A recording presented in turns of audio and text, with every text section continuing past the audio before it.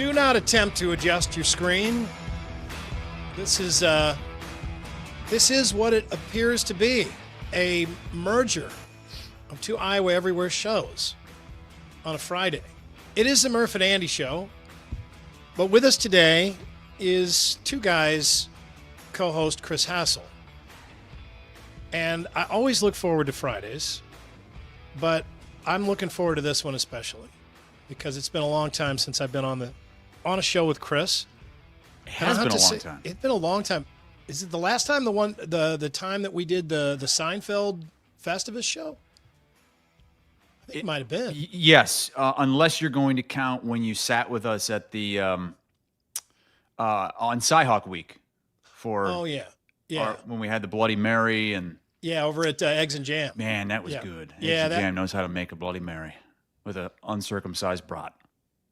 Yeah, there was a big bratwurst in there. Yeah, so that was last time I was on the show with you in any capacity. But as far as like being like on the split screen here, I envisioned this when we first got into Iowa Everywhere. I envisioned like doing this all the time. I thought we would do it more too. We did it so much when I was in Des Moines.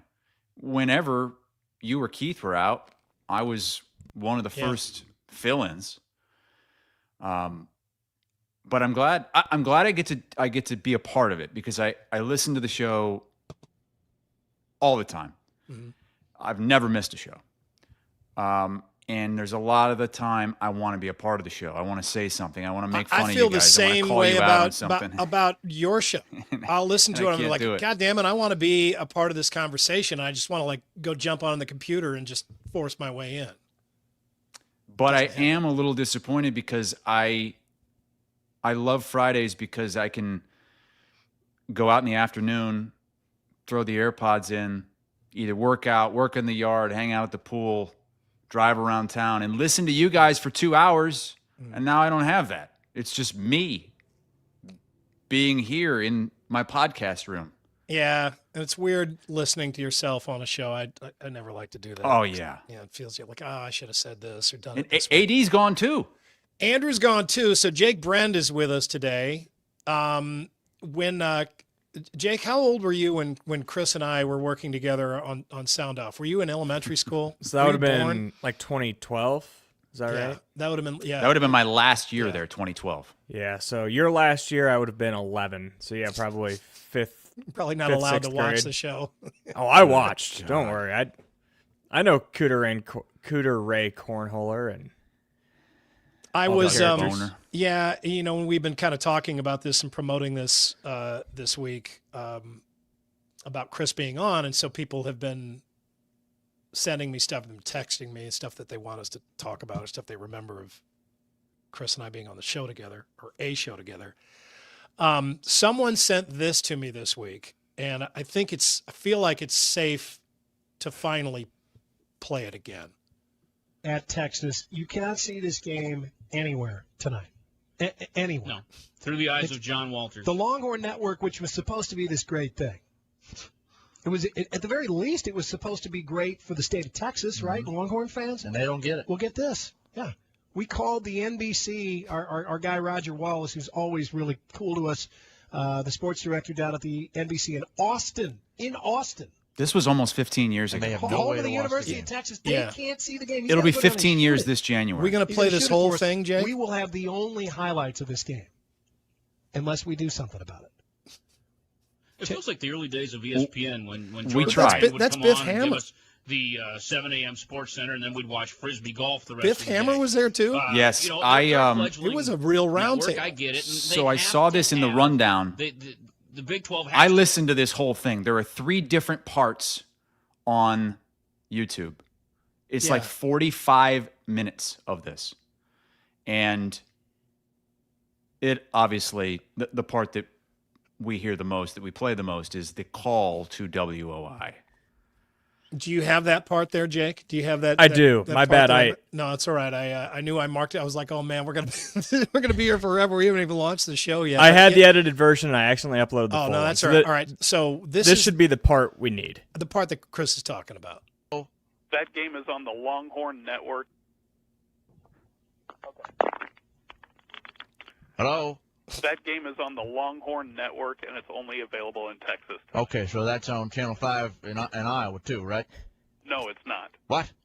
No, it's only on. I just need to watch. I told you I've been watching games since 1978 on your station. I just want to watch it. Just tell me where it's at. It's not on in Iowa. How is it not on in Iowa? Iowa State's playing in the damn game. I know that. Sir, what is your name? My name is Nate. Nate what? Shambaugh. Nate Shampoo. Okay, Nate, let me talk to your supervisor because I need to get this thing straightened out. All right, just a minute, please. Jeremy says Nate is a friend of his. Oh, but that poor bastard. He was just doing his job. And we got in trouble. well. We got in trouble for this, or I got in trouble at least. Yeah. Keith says that. I mean, you guys almost lost your show over it. I don't think it was that extreme, but we had like somebody from Channel 5 like wrote a letter to Joel McRae, and Joel was so cool about all that stuff. He really was. Between Joel McRae and our old general manager at the TV station, Dale, Dale Woods, those guys were so cool about all that stuff. They were just like, oh, whatever. Yeah, it's fine. It was funny. And they just rolled with it.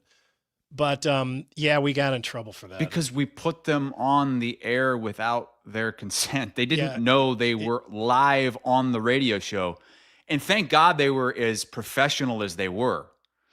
I think that's why it didn't go any further. Because they looked good in this. Channel 5 looked really good. Yeah, they did. Nate and his news director, because then they put the news director on. Yeah, he came on. Where is John Walters? The whole root of it was so stupid, though. It was on the Longhorn Network, and they couldn't get the Longhorn Network in Austin, Texas. Remember that? Yeah. Roger, what the hell was Roger's last name? Roger Wallace. Roger Wallace down in Austin at the NBC in Austin is just a really nice guy. He was always really helpful to us. But we were trying to figure, the whole joke was nobody could figure out how to get the Cyclone game. And nobody did. Iowa or Texas. And we had fun with that. So, and then somebody wrote in and they were like, because Keith was kind of lamenting it when he got back. He's like, oh man, you guys got us in a bunch of trouble.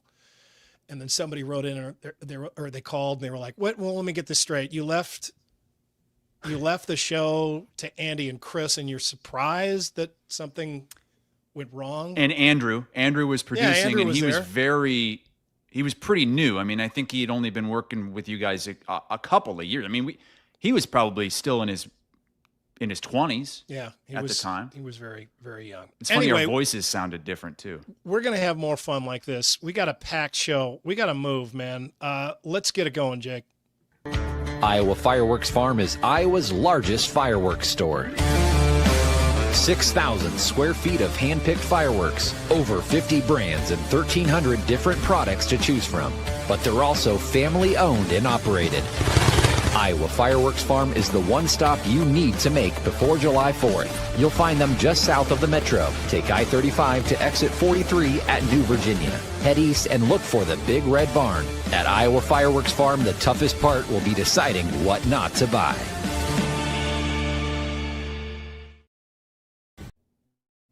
Yeah.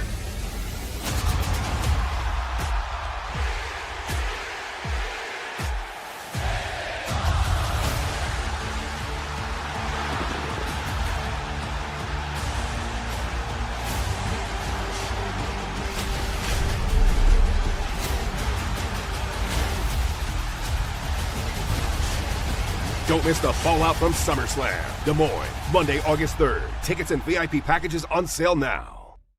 The Murph and Andy Show is brought to you in part by Ramsey Subaru, home of the toughest, most reliable cars in the world and the people who back them up, on Hickman Road in Urbandale. Yeah. Attention all campers. Keith Murphy. What I do have are a very particular set of skills I've acquired over a very long career. Andy Fales. I'm telling you straight, it's my way or the highway. Powered by AD. Just a bit outside. Murph and Andy. Live and on demand across Iowa everywhere from the Channel Seed Studios. Murph and Andy, connected by cellular advantage.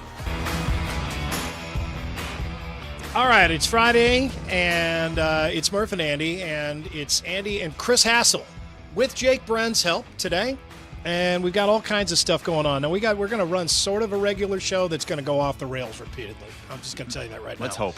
Let's get it started with setting the table. Guest House Tavern and Oyster. Find them on University Avenue in the Waukee side of West Des Moines, and they have got surf and turf going tonight. Fantastic place for any kind of weekend dining.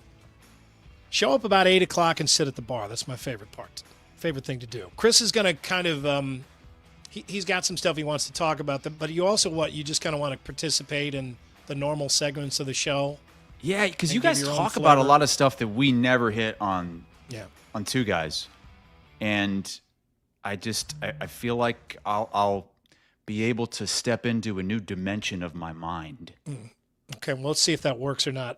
Among the topics that we will hit, we're going to do one just called Chris Wants to Talk About Blank. And there are some subjects in there that you've been wanting to talk about with us, haven't talked about with us. It happened since the last time we all hung out. Going to hit on those. We got a segment called Worst Hires Ever. Okay? So just stay tuned for that. It's a good one. And then the return of the Friday exit poll, which is something that we used to frequently do when Hassel was with us in the studio over at KXNO. So we're going to bring that back out today. Jake participates, and Scott Siepker will be with us by that point. And it'll really seem like a good old-fashioned Friday for everybody. Big old round table. Yeah, round table. Yeah, I love a round table, as you know. Let's catch the buzz to get it started. The Buzz. Brought to you by Logier Heating and Cooling. Bringing comfort to your home season after season. Get that AC serviced right now before it jumps into the 90s. It's not too bad out right now. Give them a call at Logier Heating and Cooling. Let's do the more sportsy topics at this point, just kind of off the top here. Spurs and Thunder headed to Game 7. Saw that one last night. That was on NBC. It made us start the newscast late again. Not too bad, but damn, these games are slow. They're slowing way down. Did I watch? For some reason, I thought I was watching that on Amazon. I can't even. I'm clicking into app. I have YouTube TV, so I'm clicking into an app no matter what. But yeah, that was on NBC, and then I flipped over to Amazon to watch the Fever. Were playing a late night game. That Spurs game. It was never in doubt, really. I'm glad it went 7 though. I want to see the Spurs and not the Thunder in the finals. I totally do too. I completely agree with that. There was 10 minutes left in the third quarter at 10 minutes to 9 last night, Central Time. We still went on late. We still went on late. I mean, they just, oh my God, NBC just milks this stuff for all it's worth. Forever. It's so funny how stoppages, millions of different commercial breaks. At the end, they can't shut up. So much. NBC, when I was there from 07 to 12, like they didn't have anything. Like they just got Sunday Night Football, and that was it. Like all they had was a little bit of golf. They would have gymnastics, figure skating, nothing like they do now. With all the NBA and the college football and all that. You guys are being preempted all the time. Although you guys are lucky that you have a 10 o'clock news and not an 11. Because that's what it is out here. It's 11 o'clock on the East Coast. And I don't know how they get ratings, honestly. Like who's staying up till 11:25 to get the local sports? Well, nobody anymore, but I mean, that's always been the case with the East Coast. I know. Did people used to stay up later back in the day? I think it's got to be a farmer thing, right? I mean, the fact that the Midwest does the 10 o'clock newscast and everybody else did the 11, because they do the 11 on the West Coast too. Right. Whatever. I mean, it's all those things are changing, and as we all know, I mean, sports is just kind of the one thing that's streaming proof, sort of. You know what I mean? People have to watch it live. It's still a live event that people will pay extra for, and all these networks are falling all over themselves to buy the rights to sporting events, kind of basically really no matter what they are. But yeah, you're right. I mean, NBC has big time stuff, but after the NBA finals are done, you would think we would be done with the late stuff, but no, we go into baseball. Major League Baseball going to take us on late. By the time that is done, we'll be into football season again, and that takes us really late. Yep. Yeah, you got the Cy-Hawk game this year. Yeah, we got that as well. Iowa will face Creighton at the Casey Center in basketball. That came out yesterday. That's a step up right there. Big time. It was Bucknell, I believe, right. Yeah, this past before. season. Yes. And Creighton, it makes sense. I mean, you're basically meeting in the middle, and I think you got to play one game a year in Des Moines. I love that they do that. I do too. Connect with the capital city in the biggest area in Iowa and play a game that folks actually want to come out and see. Right, not just because the Hawkeyes are there, because the Hawkeyes are playing an interesting basketball game, and so I just think this is a home run right here. This is what they should shoot for every year. Some truly interesting game in the biggest arena in the state, in the biggest city in the state, the most important TV market in the state. Put all of your chips in the middle when you get that opportunity and try to make it as good as possible for the fans. Milan Momcilovic is coming back to college. I know you guys have already hit on this in two guys. We won't hit this too hard, but yeah, he's. Did you see this coming all along? Did this surprise you at all? I wouldn't say all along, but the last 3 weeks or so, just from talking with guys I know that were at the combine that spoke with team executives and scouts and all that, guys that work for CBS. They couldn't comprehend how Momcilovic could turn down millions and millions and millions of dollars by going into the NBA draft and really probably not getting any kind of a guarantee when you can come back to college and make probably $6+ million this year, just this year, and he could stay another year too if he wants to. I mean, that's life-changing money immediately. Does the NBA have to do something about that? Do they have to counter-strike and make a sweeter deal for second-round players to try to get them to come out, or more interesting players to come out? I mean, that wouldn't be the only thing that they could possibly do to sweeten the deal, but it's created an interesting situation that we never would have dreamed of in the past, that staying in college is more lucrative than turning pro as early as possible. Yeah, and it's not even close for a lot of these guys. You even had first rounders, several first rounders decide to come back to college. And I don't know. It's a good question. I don't know if the NBA necessarily cares about that. That's something I need to write down that we should talk about on CBS Sports HQ, because we have the people to talk about with that. I mean, if you're going to be a top 5 pick, you're going no matter what. Like they've kicked around the idea. I remember, was it Cooper Flagg, or he may come back to Duke for another year? Like, no, not if you're going to be picked that high. I mean, these aren't guys that teams look at as generational players or impact players right away. Momcilovic would just be a role player, and hopefully a rotation player who just hits threes, and maybe even a project who wouldn't play right away. So I really don't know, but I think it's great for college sports that you're getting these guys back when otherwise you wouldn't. Now, I say that, great for college sports. It's also bad for college sports because of the timeline, and Momcilovic isn't going to be playing for Iowa State, because Iowa State had to make that decision before Momcilovic could make his, and they already used all their money, so he can't come back to Iowa Which is State. an enviable position. I mean, I don't know that every program would be in that position where they would just be like, okay, we're going to move on without him. Yeah, I think that definitely speaks to. I feel like Cyclone fans are okay with that, though. I think they'll be okay as long as he doesn't end up at Arizona. As long as he doesn't end up playing against Iowa State. Them. Yeah, and that's always the case, for sure. Caitlin Clark last night became the fastest WNBA player ever to 500 assists. Were you able to sleep last night after you heard this? Believe it or not, I watched a lot of this game because they were playing Kansas State. I don't know if you saw. Yeah, those are the Valkyries, the Golden State Valkyries, full stadium.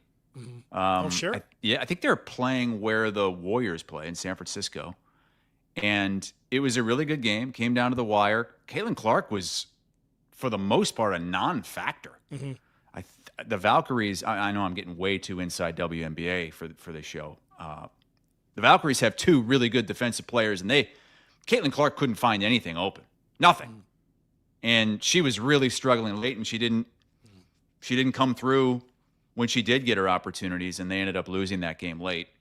But yeah, she's going to keep setting these marks. We talked about this last week, and does the WNBA need to do something about to better guarantee Caitlin Clark is playing all that she can play, not sitting out games that perhaps she could play in when you don't have an arena that looks like that last night if she's not in the game. No. That's a problem. I did notice her wearing some kind of it was like a heat warmer thing on her back when she was on the bench for some of this game. She has admitted that she is sore a little bit. I don't know where we stand on whether or not that thing last week was all part of the plan, or it was her back was acting up and they decided last minute. And I don't know which one is better, but I do know that if they are planning on some kind of a load management thing, that they need to let the fans know before 100 minutes before the game. And I think that they learned their lesson. Like, she was listed on the injury report yesterday. She was listed as probable. And that's something they did not do going into that game that she sat out. Carrying the WNBA would hurt your back. Yeah, would hurt my back too as a Sci fan. Yeah, that's true. Yeah, she is carrying the league there. Okay. I personally think that there needs to be a conversation about that. I think that is there. There's too much riding on Caitlin Clark playing or not playing when it comes to ticket sales for those individual games. What do you think they could do? I think they could talk about having some sort of partial refund, some sort of game, some sort of merchandise credit, something for the fans to say that we feel bad about this, and it's that's them's the breaks. I think that is just really bad customer service, and I understand that this is kind of the way that sports goes, but it's not really the way it's gone in the past. It's a modern thing where these players are load managing, or they're being held out. In the past, players just played. They were hurt all the time, and they kept playing. And, that's good and bad, but, fans they really felt like they were going to see their favorite players when they bought tickets to games. Oh, yeah, I remember. When players came to I went town. to a Bulls game in '96. If Michael Jordan didn't play, oh, God. That was the one game I ever got to go to that Michael Jordan was playing in. And if he sat out that game, I'd be crushed. I was in 5th grade. I'd be absolutely crushed. If you've ever been to any sort of professional game where the visiting team, like in a stadium that doesn't normally sell out, or like a baseball season where they don't get a lot of sellouts, but all of a sudden there's a visit, the Yankees are in town, or Ichiro is in town, or some really famous players, Sammy Sosa or Mark McGwire is in town, and then all of a sudden the stadium is full. And if those players didn't play, if they didn't show up, people would go nuts about it. They'd be so upset about that. And if it just became this crapshoot where fans are just kind of standing around the outside of the stadium until the last minute next to the scalper to see if these players are actually on the field or not, and then they buy the tickets or they don't, they turn away. My God, that's so much power that one athlete, one medical staff, one coaching staff has over a market. And if it continues to happen, it's only happened one time so far, but it's early in the season. I don't know what they're 7 games. But I mean, it's happened with the LeBron Jameses of the world, right? As well. And if it continues to happen with Caitlin, which I hope it doesn't, and I hope she does stay healthy enough to play, and they do want to play her when she is healthy, that's going to cause people to pause. Like, do we really want to spend all this money and make all these plans if we're not sure that she's going to play? And that would hurt the WNBA. I mean, big time. It's adjacent to the integrity of the game question, with sports gambling and fixed games and stuff like that, where fans just don't feel like there's some sort of fix in to get their money. They don't trust it. They think something's up, and they don't like that. Okay, let's do a little high or low since the last show. Presented by Wealth Charter Retirement Planning and Tax. Wealth Charter Retirement Planning and Tax up at Ankeny. Tim Hawkins and company have all the answers for your questions about tax, about your retirement portfolios, and whatnot. High or low since last show, Chris? I'm going to let you go first here. Is it the last show that I ever did with you? I think that would be it would be tough. Too long. Yeah, there would be too many things. So I'll do it from. How about just since yesterday? Yeah, since I did. Since you were on a show on the 2 guys yesterday. Right. All right. Have you had anything good happen since then? Yes, my high. It's a high. I'm going high. Today is my pup Nori's 9th birthday, and took her to Starbucks, got her the pup cup, and she loved it. We go to Starbucks on the weekends, and I usually don't get her a pup cup. We like to keep her healthy. But today, splurged, got that pup cup, and she loved it. She was really excited, and we're going to celebrate her all weekend. Is she in the back seat of a convertible there? Yeah. Why'd you have the top down? Because it's hot. It's a little. We're getting into the season where it's May. Yeah, but in Florida, in South Florida, if it's not dark out, it's sometimes too hot to put the top down with the dog in there. And she'll overheat. She's black. But you got the black top up in the black car. That's not hotter than the top down? No, because the air conditioning works. Oh my God. And we were going to the park. Running air conditioning in a convertible? Yeah, you have to. Are you kidding me? Oh my God, no, you got to blast it in there. That's one of the dumbest things I've ever heard. You've never lived in South Florida. That's just insane. You need to get out of there. I told you not to move down there. I never want to move anywhere else. I really don't. It's incredible. I felt so bad for you when you were talking about how your high was going to Saylorville Lake to watch the sunset over the weekend. That's pretty sick. You're right. I can't put up a whole lot of argument. We went to the reservoir and watched the sunset over the concrete. The shitwater reservoir that's like 10 feet deep now. It's getting so filled in. Oh my God. I know it's just the best that we've got. I mean, you can still have fun. It's fun with people in their boats out there, but it's like the lake does nothing. I have bad memories of Saylorville. The only time I was ever out there was when that meteorologist for Channel 5 wanted to just absolutely wring my neck. Was so funny. You had gone out in his boat. You and Zavolinsky are out in the boat, and he was fishing while you guys were just sitting there, and he caught like a big freshwater drum or a big wiper or something, and he just took it off the hook and then just left it in the boat, right? Yes. So and I won't name names. This was 15 years ago. I don't even remember the dude's name. It was the first time I'd even met him. I didn't really know him, but Zavolinsky was like, hey, so-and-so's got a boat. Let's go out on Saylorville. Do you know who he's talking about at all? This would have been before you, but I have no No, clue. Jake would have been about 9 at the time. Yeah, Jake was in diapers. And he was a meteorologist for a short time at Channel 5.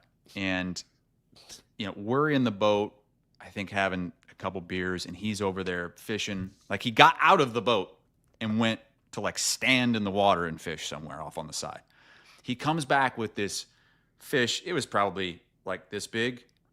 Like, a little bit bigger than my hand. Not big.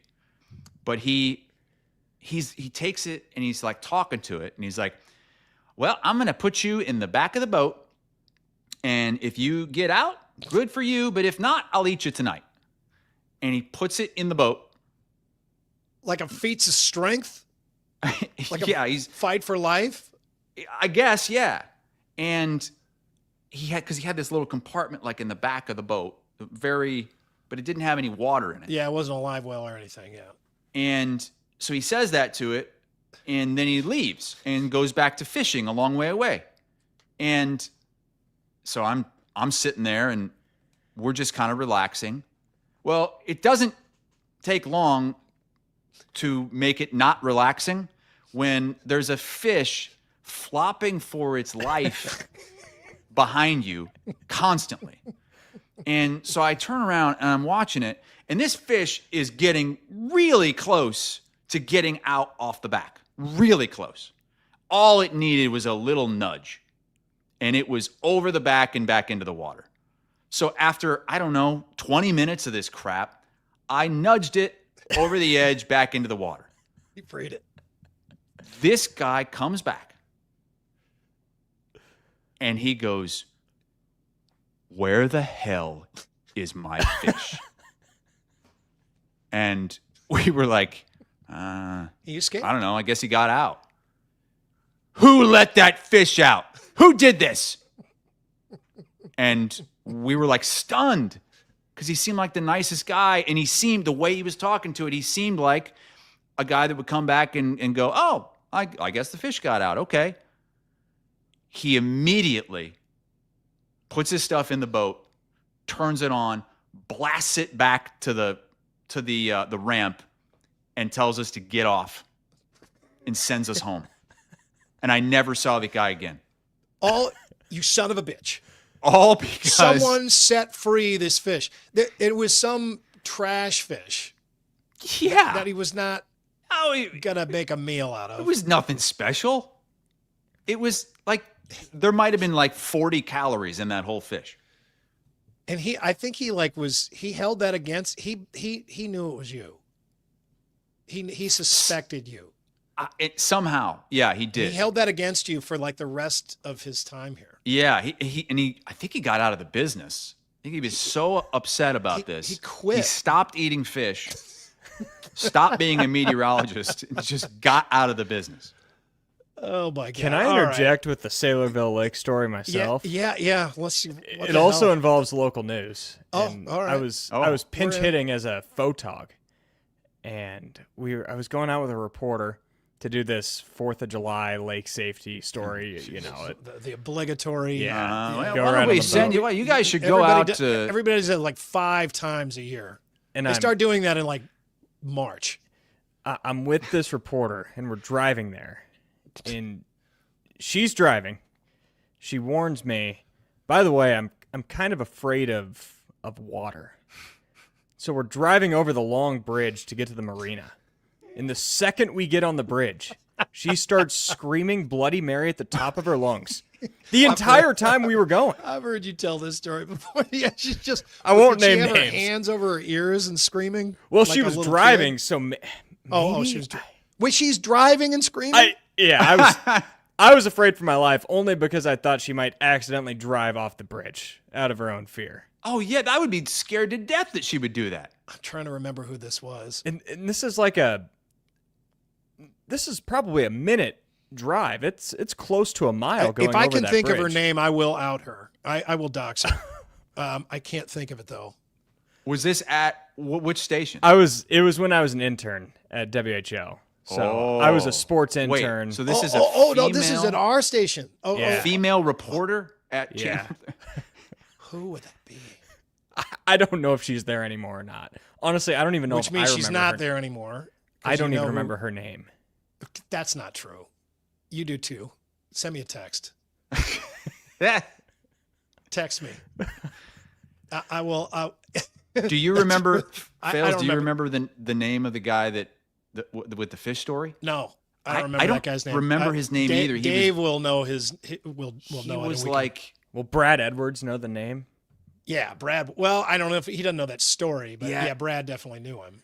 Yeah, and he wasn't there that long. He was a little guy, really little guy.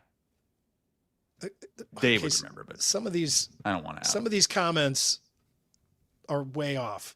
No, it was not somebody named Jacques. Was it? It was Jacques? not nobody named Walter Kelly. Was it Walter Kelly? Okay, I'm going high as well. I simplified my makeup game this week. This is kind of one of the parts of the industry that I think some people think is interesting and the rest of us hate. Having to wear makeup on television. Now, Chris has a makeup lady. No. On. We had makeup people at ESPN. Do not have makeup anymore? people at CBS, and I hate Really? makeup so much that all I use is powder. This is all I use right here.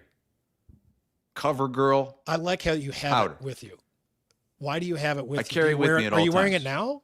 Yeah, I put powder on for the show. Are you serious? Yeah, You're wearing makeup shiny. right now? Everybody's Just wondering powder. why you're so pale and I'm so red. It's 'cause just our powder. Different lights, but I what? get greasy in the So T-zone what? here. You don't like want- wearing it now. I That's don't what you're like saying. wearing You like it. No, I only like it when I'm on camera. But I only wear powder. I don't. You put on like concealer and foundation. You probably put on like eyeliner. Oh, shut up. I don't do any of that. I have concealer under my eyes because otherwise I get the circles under my eyes. And then I put that powder foundation on. But anyway, to get back to my point, it sucks. We all hate it. It's not made for men who've shaved and then you put it on a razor burn and it just like doesn't stop burning all the time. It sucks. So I've always hated it. It's one of the worst parts of the job. But to add insult to injury, I would always use MAC makeup. And I don't know anything about makeup, so I think that's just like regular makeup. And I'd have to go to like Ulta or Sephora or some, the fancy store to get it. And this damn makeup it's so damn expensive now. It's like $65 for a little container like this. And not only that, they've been making them smaller and smaller. So I'll use my makeup, and now I'm on the air all the time. So I've got to use it every day, several times. And after like 1 week, I can tell that I'm starting to run out. I'm like, I am sick of this. What? So yeah, I mean, because the little pan on it is so shallow now. It's like a quarter of an ounce of makeup now for like $65. And so the girls that I work with, Lindsay and Samantha, who know way more about makeup than I do, they're just like, well, you don't need to use that MAC stuff. It's way too expensive. Just go get some at Walmart. I was like, Walmart? I don't know how to do that. And they're like, no, just go back. And so like Lindsay like looks it up on Walmart.com. She's like, go get this. And it's in this aisle. So I go and I get this L'Oreal stuff and it's like $14. L'Oreal. But I'm in there in this segment or this section of the store, which at Walmart, you have to like pay for the makeup in the makeup section. And you can't leave until you pay for it because I guess it gets shoplifted or something. But anyway, I'm in there and it always happens. You feel all nervous in there. It's like I'm in the bra section or something. That's why I always, when I was in local TV, Kristen would go buy my makeup for me. I could totally see that. Yeah. Well, but anyway, I'm buying it, and sure enough, the woman's like checking me out. She's like, okay, I got the L'Oreal foundation, and then she's just like,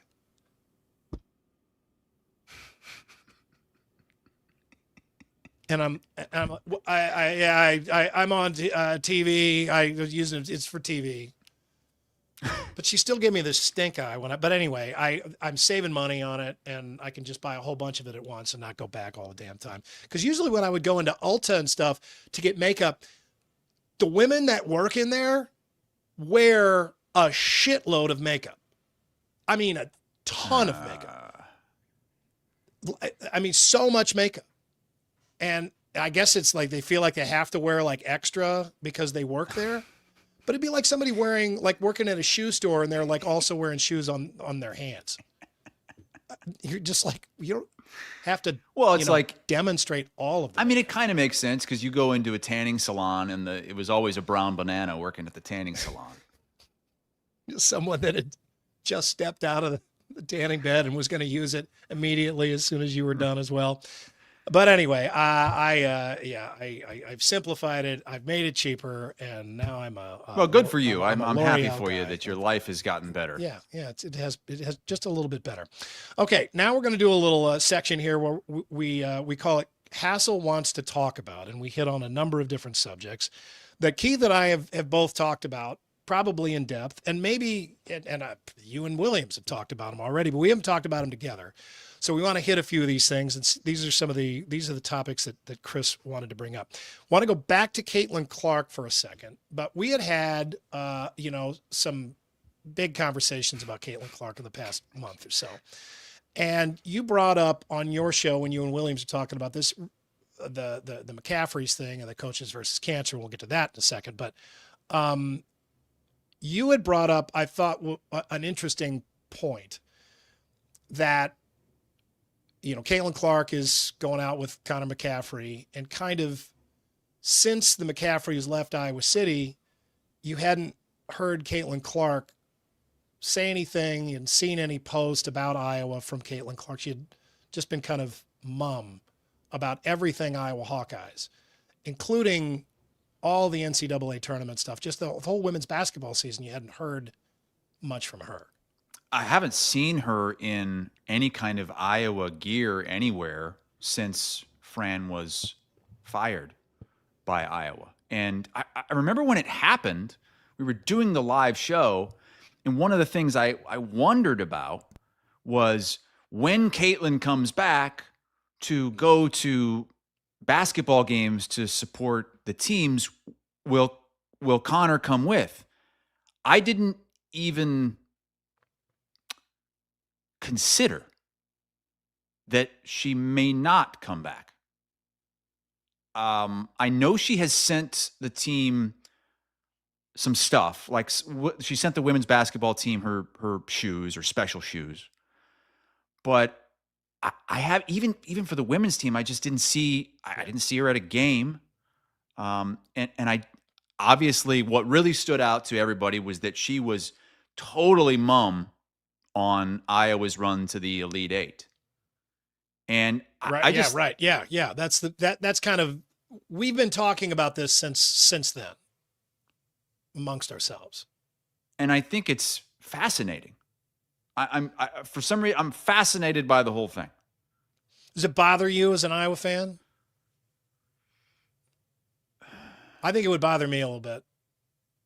I mean, stuff. She doesn't owe Iowa anything. It's not about owing. I worry that the McCaffrey family has way too big of an influence on her. That's what I think of it. Well, absolutely. And that'll get us into our next subject here, the McCaffrey's, the coaches versus cancer thing, which you guys have talked about, and Keith and I have obviously talked about, and became a huge deal, a national story all over the place. The McCaffreys had influence, and they used it. They didn't like something, they said something about it, and they tried to make it stop, no matter what it was. Whether it was Murph emceeing the coaches versus cancer event, whether it was fans sitting near the bench, whether it was our man Dolph on the radio, trying to get him out of there. And I felt so bad for Keith. You and I have talked about this many, many times. And it really did. I'm going to say it really pissed me off when I heard other people saying that calling Keith out for not saying something sooner than he did about this. Right. Because I thought that was completely unfair. I thought the people that made those comments had no frame of reference. They didn't know what they were talking about. And they didn't understand the situation. And they didn't even think to give him any sort of the benefit of the doubt, which is always something that you should do with Murph. I'm talking too much about this. I wanted you to talk about it. But, I thought there was no way that Murph bringing that story up would not throw him into the middle of that story, and it would have become about him. He'd have been so uncomfortable. It would have made coverage difficult. It would have put the University of Iowa in a tough predicament as well. I don't know what good would have come out of that other than being able to say that you said something at that point. And we obviously never brought it up out of respect for Keith. We wanted to. Mm-hmm. I mean, we danced around it. Yeah, and I mean, there were times where I was extremely critical of Fran McCaffrey, and a lot of the diehard fans didn't understand why. Like, why? What do you got? Some personal against him? And it unfortunately it did become personal. Sure. To us because of how important Keith is to us, how important Gary Dolphin was to me as a young broadcaster, and how nice he was to me, and still is. Important to all of us, yeah. And just how people were being treated behind the scenes, and that wasn't our story to tell. Mm-hmm. And I think I can't speak for Dolph. But I think he's very uncomfortable that this is all, like all this new stuff is coming out. I mean, when Doc said on Legends and Listeners that Gary Dolphin and Bobby Hansen weren't even allowed to eat with the team had to have already cleared out, and then they would allow Bobby Hansen, one of the all-time greats, one of the all-time nice guys, and the voice of the Hawkeyes, Gary Dolphin. Just unbelievably thin-skinned. Unfathomable. It's so unprofessional. It's so hang the messenger. Honestly, I think a lot of that stems with just the fact that he didn't try to have a relationship with other people from the get-go. He just kind of wanted to have his own inner circle. And everybody else was an outsider. I saw him. I've told this story before, but I was covering his very first game. And I've heard similar stories to this. Carver Hawkeye was going through some kind of a renovation. And so he had to use the same restroom as the media did, like before and after the game. Like we were in a certain area, and I go into the bathroom, and it's before the game. They're playing nobody. And he's at the mirror, full suit, and he's meticulously combing his hair. And I go to the bathroom. I go to wash my hands. There were maybe 2 sinks there, and he was at one of them. So I go to the other. It's just us. It's this little bathroom inside Carver. And I said something to the effect of, "Hey, Coach, good luck tonight." And he didn't even look at me. He just goes, and keeps brushing his hair. Well, and who knows what? I don't know if he recognized yours or what. But it didn't matter it didn't matter who. Yeah, I could have been a fan. I could have been a media member. It didn't matter. It's just you could tell that is not a Midwestern guy. No, and and I mean there are plenty of people from outside the Midwest that don't behave like that either. So Sure. But what I was saying, I mean he had an enemies list. I mean, he did, and it didn't take much to get onto that list. And I think it was impossible to get off of it. Right. If Keith Murphy makes your enemies list, you got a problem. Big problem. Something seriously. But I liked what you and Chris had to say about it, though. It was, why was Williams so uncomfortable about that? He was so. Oh my God! I've never seen Williams as uncomfortable. He was didn't squirming, want to talk about it. Yeah, and then he was like, it was like he was watching a video of people that go in to put their dogs down. Here's what it was. Williams was worried that Keith was going to be upset, that because he knows that Keith hates a lot of this, didn't want to be a part of it. That's why he never said anything, and you basically had to pull it out of him. And so Williams was worried that Keith was going to be mad, and it was really funny how uncomfortable he was. I thought he was worried because he thought it was somehow going to reflect poorly on Iowa Everywhere as a business or something like that. But I think you're right. I mean, he has such deference for Keith and for, all of us. I mean, he's a really respectful guy. And, for Keith, I think it was uncomfortable, but I think it was really therapeutic for him to be able to talk about that finally and bring that out. Because, I mean, he'd been carrying that burden, like that load for years. And I mean, you could tell, he really personally disliked Fran McCaffrey, and who wouldn't in that situation? Because you have to, but he was still the coach, and you had to still cover him and give him fair coverage the whole way. I mean, it was a real exercise. Right. And Keith did. Just being a professional. Yeah. But Keith was humiliated. Yes. In front of a large room. Couldn't retort. Of really important people. Humiliated. Couldn't say anything about it. Couldn't fight back.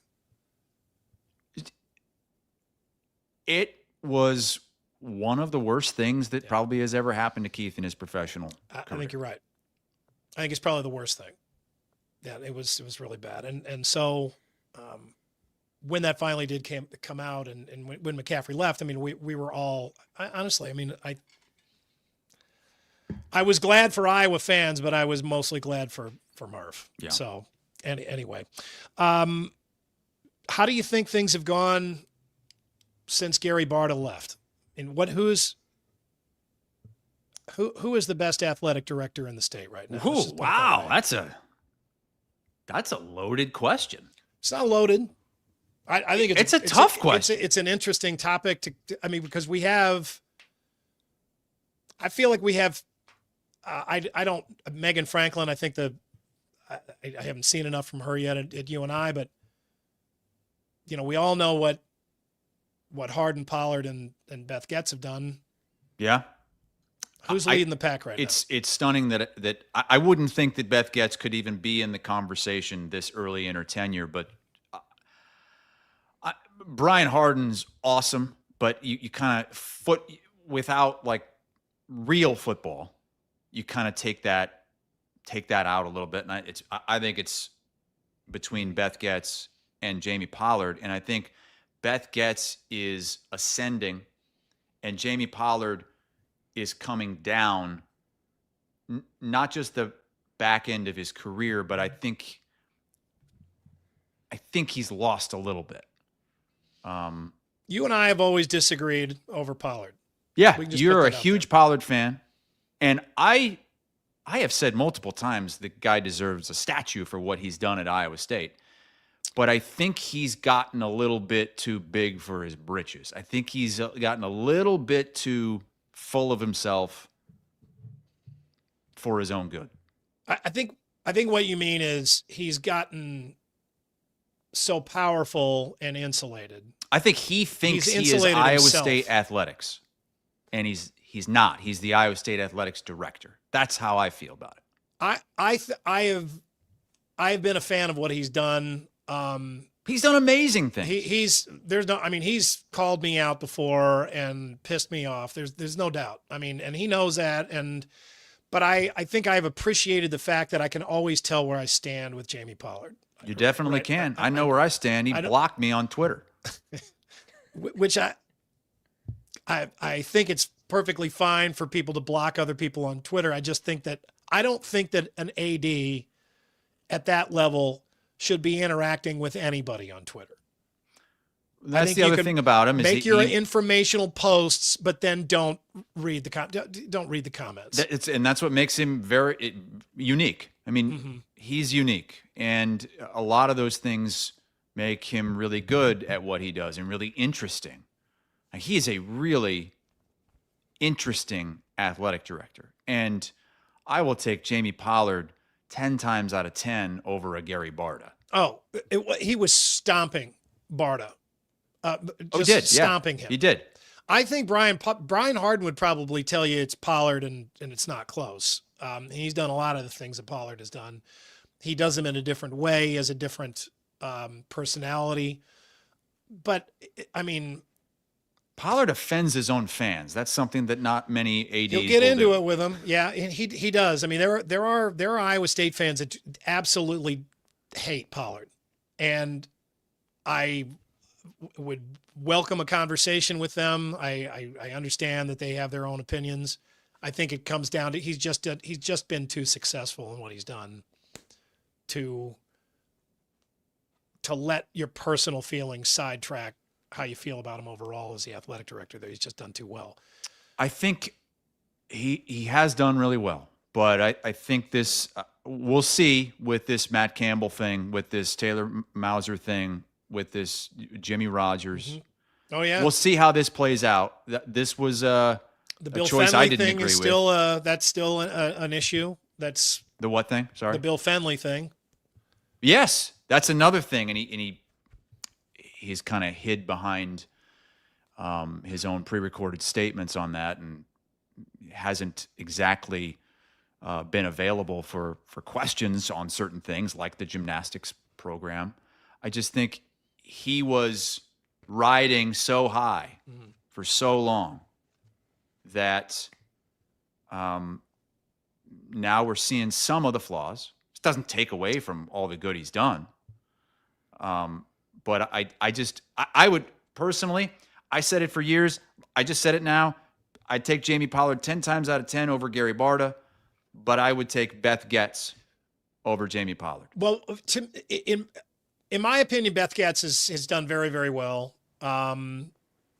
She has done a lot of things that have been really obvious. On a tee for her. On a tee. But and they've been on a tee for years. Like, you wonder why the hell Gary Barta didn't do some of this stuff 10 years ago. But, I mean, you have to give a credit sometimes to people for just making the obvious choice, because they don't always get made, those choices. No. I've been sitting there to have the fans say, will you please do this? And then the AD not doing them. I mean, that up and down the coastlines throughout the country, there are ADs that are doing that to their fan bases. And for her to be able to come in and be like, okay, I'm going to listen, I'm going to do this. That's not a no-brainer. She does deserve credit for it. But at the same time, she has not had to be innovative at all at this point. And so I think you have to kind of reserve a little bit of judgment for a point where she does kind of put her own personal stamp on something at Iowa that clearly is something that she thought of on her own, executed, delivered, and then watched succeed. Yeah, the only thing I can think of is just the immediate church riser setup at Carver Hawkeye Arena that really did improve the environment last year. She's got to find a way to make Carver better. And I think Ben McCullum can help with that as well. But you're right. I mean, there's Jamie Pollard's got the Sci-Town thing that he's trying to do. I mean, what comes to mind? You think that what are the innovative things that Jamie's done? Because I know he's done a lot and out of the box things. What comes to mind as successes for innovation from Pollard over his tenure? Well, I mean, I think all of the facilities upgrades, bowling in the end zone. Yeah. I mean, raising the money for that. Well, bowling that in, and then the whole south end zone. The entire stadium has been basically reconstructed. Yeah. And it's every change is great. The RV lot, which you got to see last year, and the bridge. I mean, all of those things have just made the whole fan experience much, much better. He's raised so much money. I mean, he's got his head against the ceiling. He'd like to do a lot more with Hilton Coliseum and clearly Sci-Town and other facilities as well. But I mean, he can only do what he can pay for, and there's only so much money. Coaching hires. Is there a more innovative hire in the history of the state than Fred Hoiberg? No. So, now you got to keep doing that. And he's been there a long, long time, right? So that stuff gets spread out over a lot of years. And people start asking, what have you done for me lately? And he's on the hook for a number of things that have happened recently where we don't know if they'll be successful or not. Chris, you also wanted to talk about the Hooters video. Do we have that, Jake? The Hooters video, Chris wanted. He said Hooters video. We sure do. We got a Hooters. Yeah, the Hooters video. Chris was remembering. Do we need to add context, or do we just want to play it? No. Well, this is RVTV, 2012. RVTV. We did a number of these videos. We were on a video hot streak back then because we got Brandon McCauley is shooting everything. Oh God! So it's great. You're there. I'm on RVTV as well. Sears, I think, was there at the time. We had another RVTV. Oh God, here it is. No. I was just going to have it up here. Okay. Keep laying out the context. Hang on just a second. Oh, you're all ready. Okay, so we're sitting outside this RV, and this is when sales is sort of starting to get involved with RVTV. Not really, but a little bit. And they had sold it. They had sold something to Hooters. And they had done this the year before, and I think I did the Hooters video. And as I recall, I said I didn't want to do it again. And then we all in solidarity were like, well, I'm not doing it either. And so it was all on Keith to do it. That's my memory. He had to do the Hooters video. I can't believe you found this because I've been wanting to rewatch this for a long time because maybe it won't live up to what I have in my memory, but have you not seen it again? No, I probably haven't seen it in 10 years. Oh, okay. Let's roll it. Let's take this in and just keep an eye on Keith in this. Another year, another RVTV. Come on, guys, this is going to be great. Oh boy, a full week of food and parties.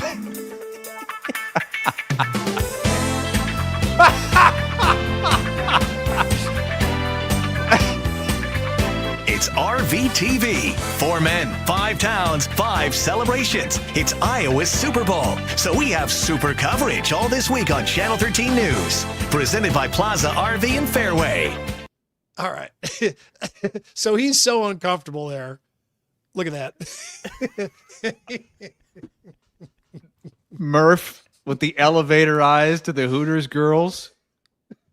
I love how it dissolves from Keith's head like he's daydreaming right into the breasts of a Hooters waitress. Oh my God. He's so uncomfortable there.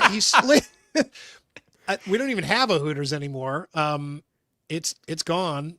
He's so uncomfortable. He doesn't want to be in that. He doesn't want to be a creepy old man. He was so upset with, it was even worse than he imagined it. Yeah. When he saw the finished product, it was worse than he even thought it was going to be. And he hated it. And he really wanted you to do it. To act it up and be fun. Well, he wanted me to do everything. Yeah. Chris will do it. Somebody else to do it. And you did do one video though that year that was funny, and this is still out there as well. If we're going to play the Hooters video, we should play this one too. This is another promo video from RVTV. Another year, another RVTV. Come on, guys, this is going to be great. Oh, I can hardly wait. Oh, you got the hands of a goddess. It's RVTV. 4 men, 5 towns, 5 celebrations. It's the bear. Iowa's Beat the Super bear. Bowl. So we have super coverage all this week on Channel 13 Who was News. in the bear Presented by costume Plaza massaging RV. me? I have probably Paul Menzel or somebody. I don't. I have no idea. I don't remember. Those are funny years. Like Brandon, having Brandon there for all that stuff. I'm sure he shot every frame of this stuff. Mm-hmm.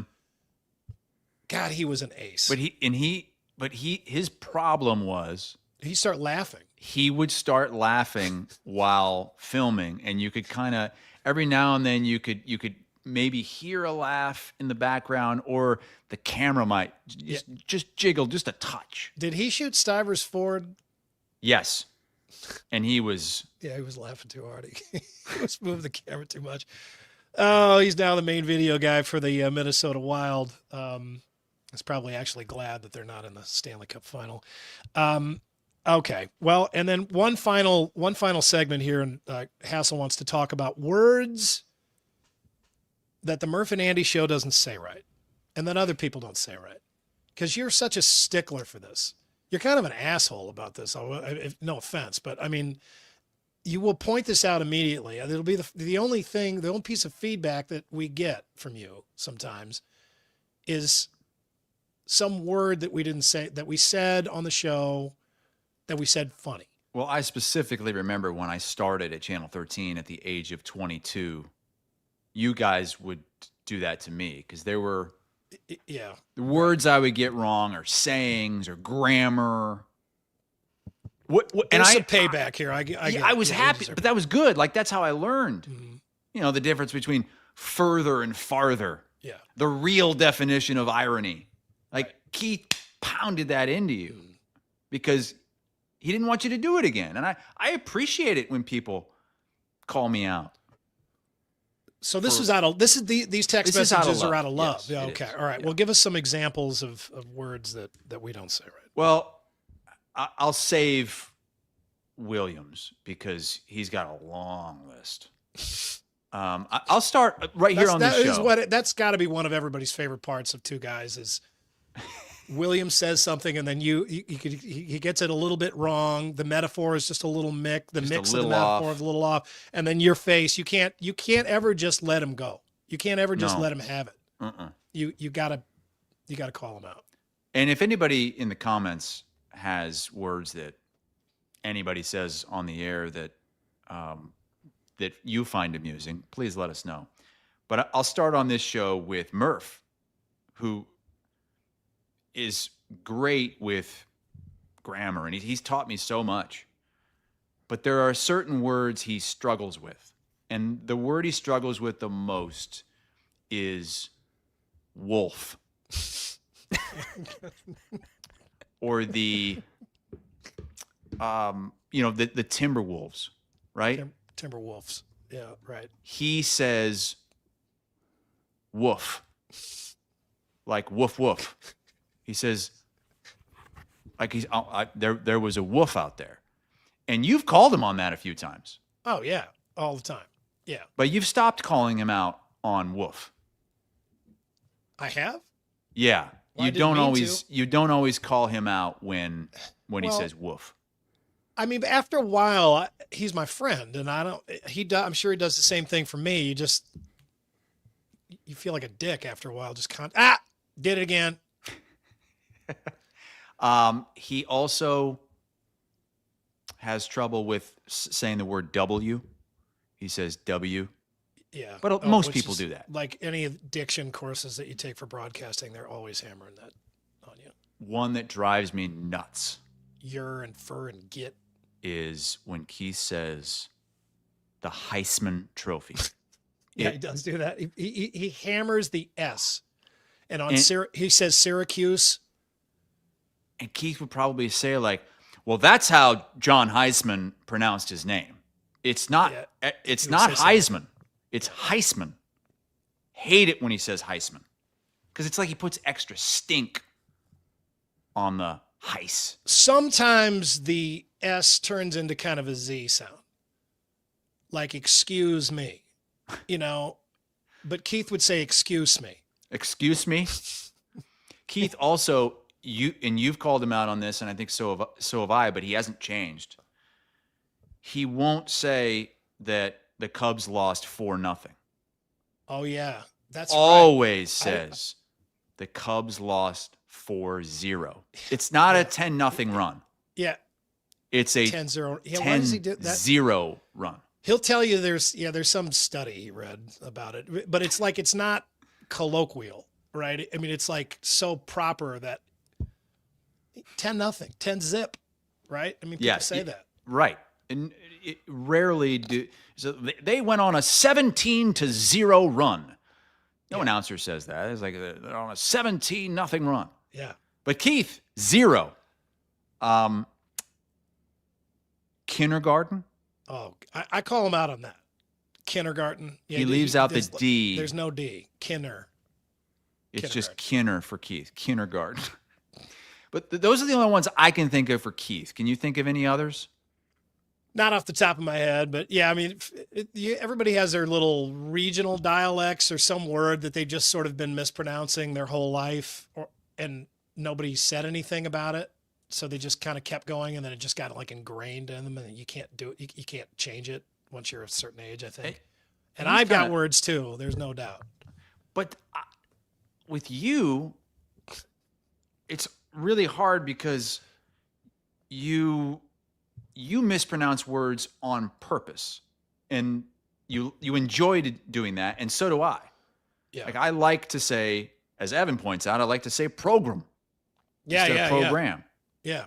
Well, that's our old man voice. Yeah. That's the Bob Brooks voice. It's a Friday. Voice. It's not Friday. It's Friday. Yeah. Put the car in the garage. But that's on purpose. Like I don't have. I could not think of any. Nothing came to mind for you. I know I've heard you mispronounce words before. On accident, like you came up with nothing. Nothing for you, because I don't know if you're doing it on purpose or not. I always say syrup instead of syrup. Syrup, yeah. Do you say syrup? People will point that out to me, syrup. And syrup. I can't. Yeah, I say syrup. I just can't stop saying syrup. 8 Rock says the way you say raccoon, but again, that you're doing that on purpose. I think I got that from in the movie Meatballs, which is probably the Raccoon River. Yeah, that's right, Bradley. You can get rabies from a raccoon too. I always have that in my head. I always say amphitheater. See, I thought you were doing that on purpose. No, I do. I don't know that got in me somehow. Amphitheater? Yeah, and I don't say I want to go down to the movie theater. Yeah. It's amphitheater, but I don't. I always say that people have called me out on that for years. I can't stop. I can't make myself stop. A word that I say that I've had to stop saying down here. 2 of them, in fact, and it's not for mispronouncing it. It's just a regional dialect thing. Is if I say pop or sucker? Oh yeah, sucker. People look at me like I have my pants are down.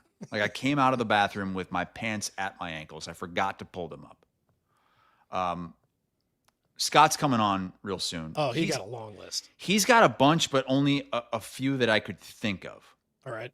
I mean, he'll probably mispronounce 3 or 4 words on the show today. Yeah. But give them to me right now. What you got? We talk all the time the way he pronounces tornado. Tornado. He calls it a tornado. Yeah. And he knows that. He's aware of that. It's a tornado warning.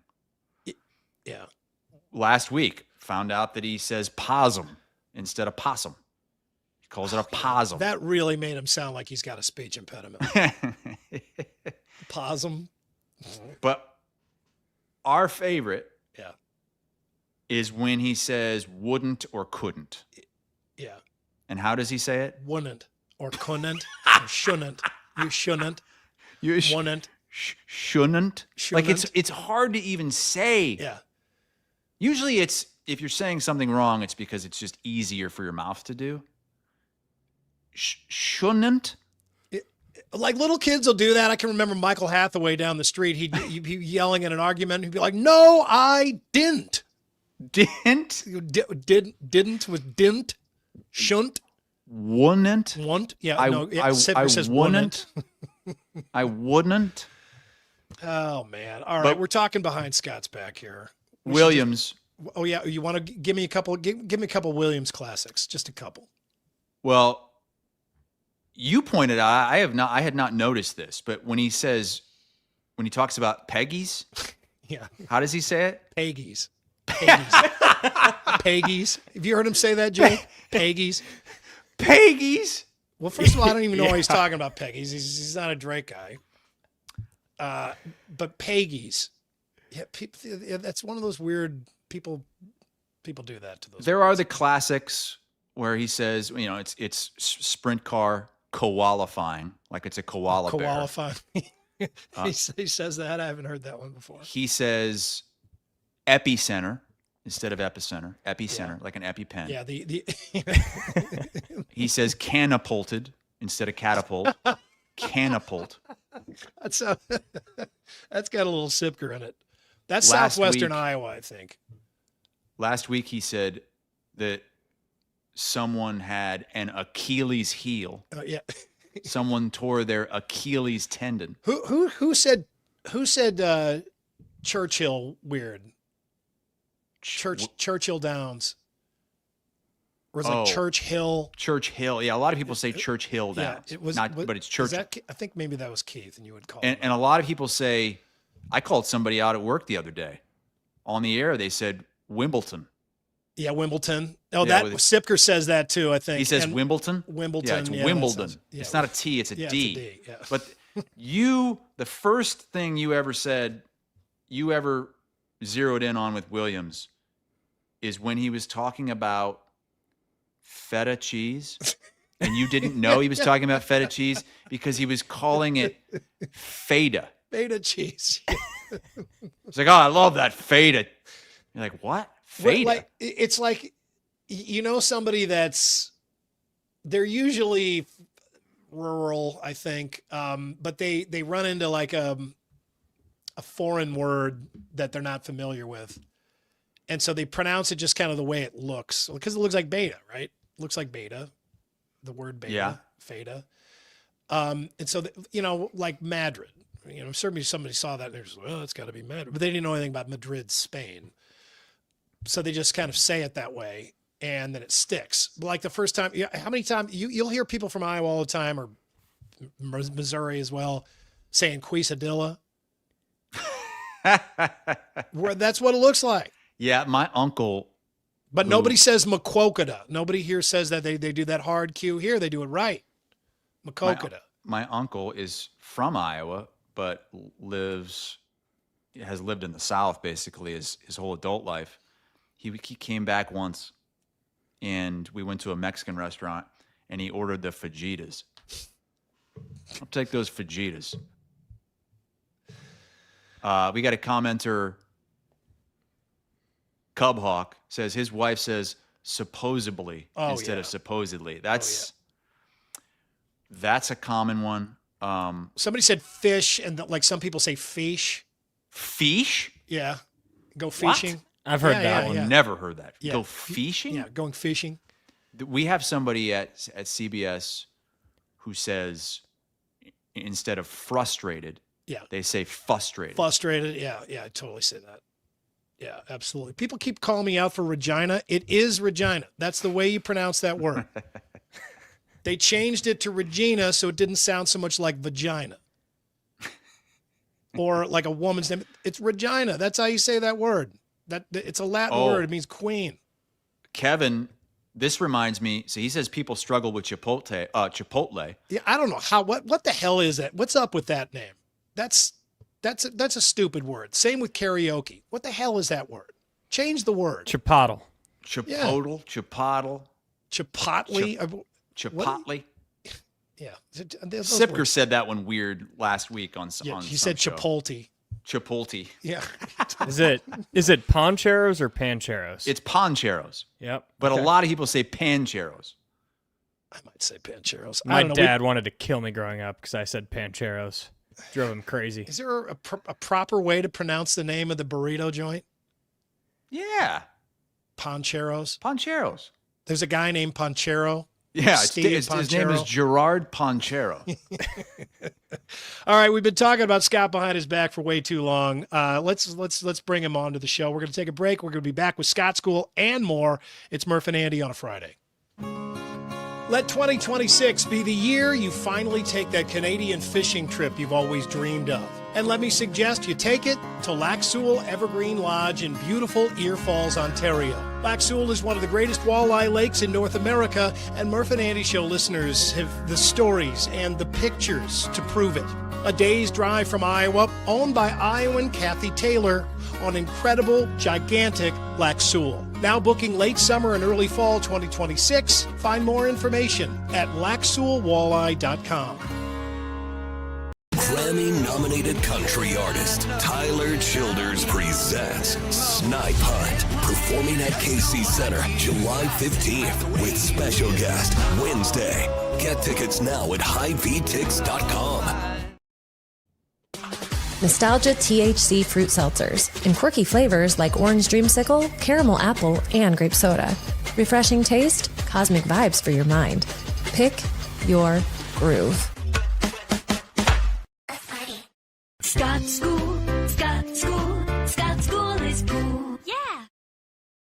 Oh, hi, everybody. Hey, now it does feel like old times. Oh, yeah, this is great. Hassel and I have very rarely shared the air with each other. Yeah, because Scott really didn't come around until my last few months there.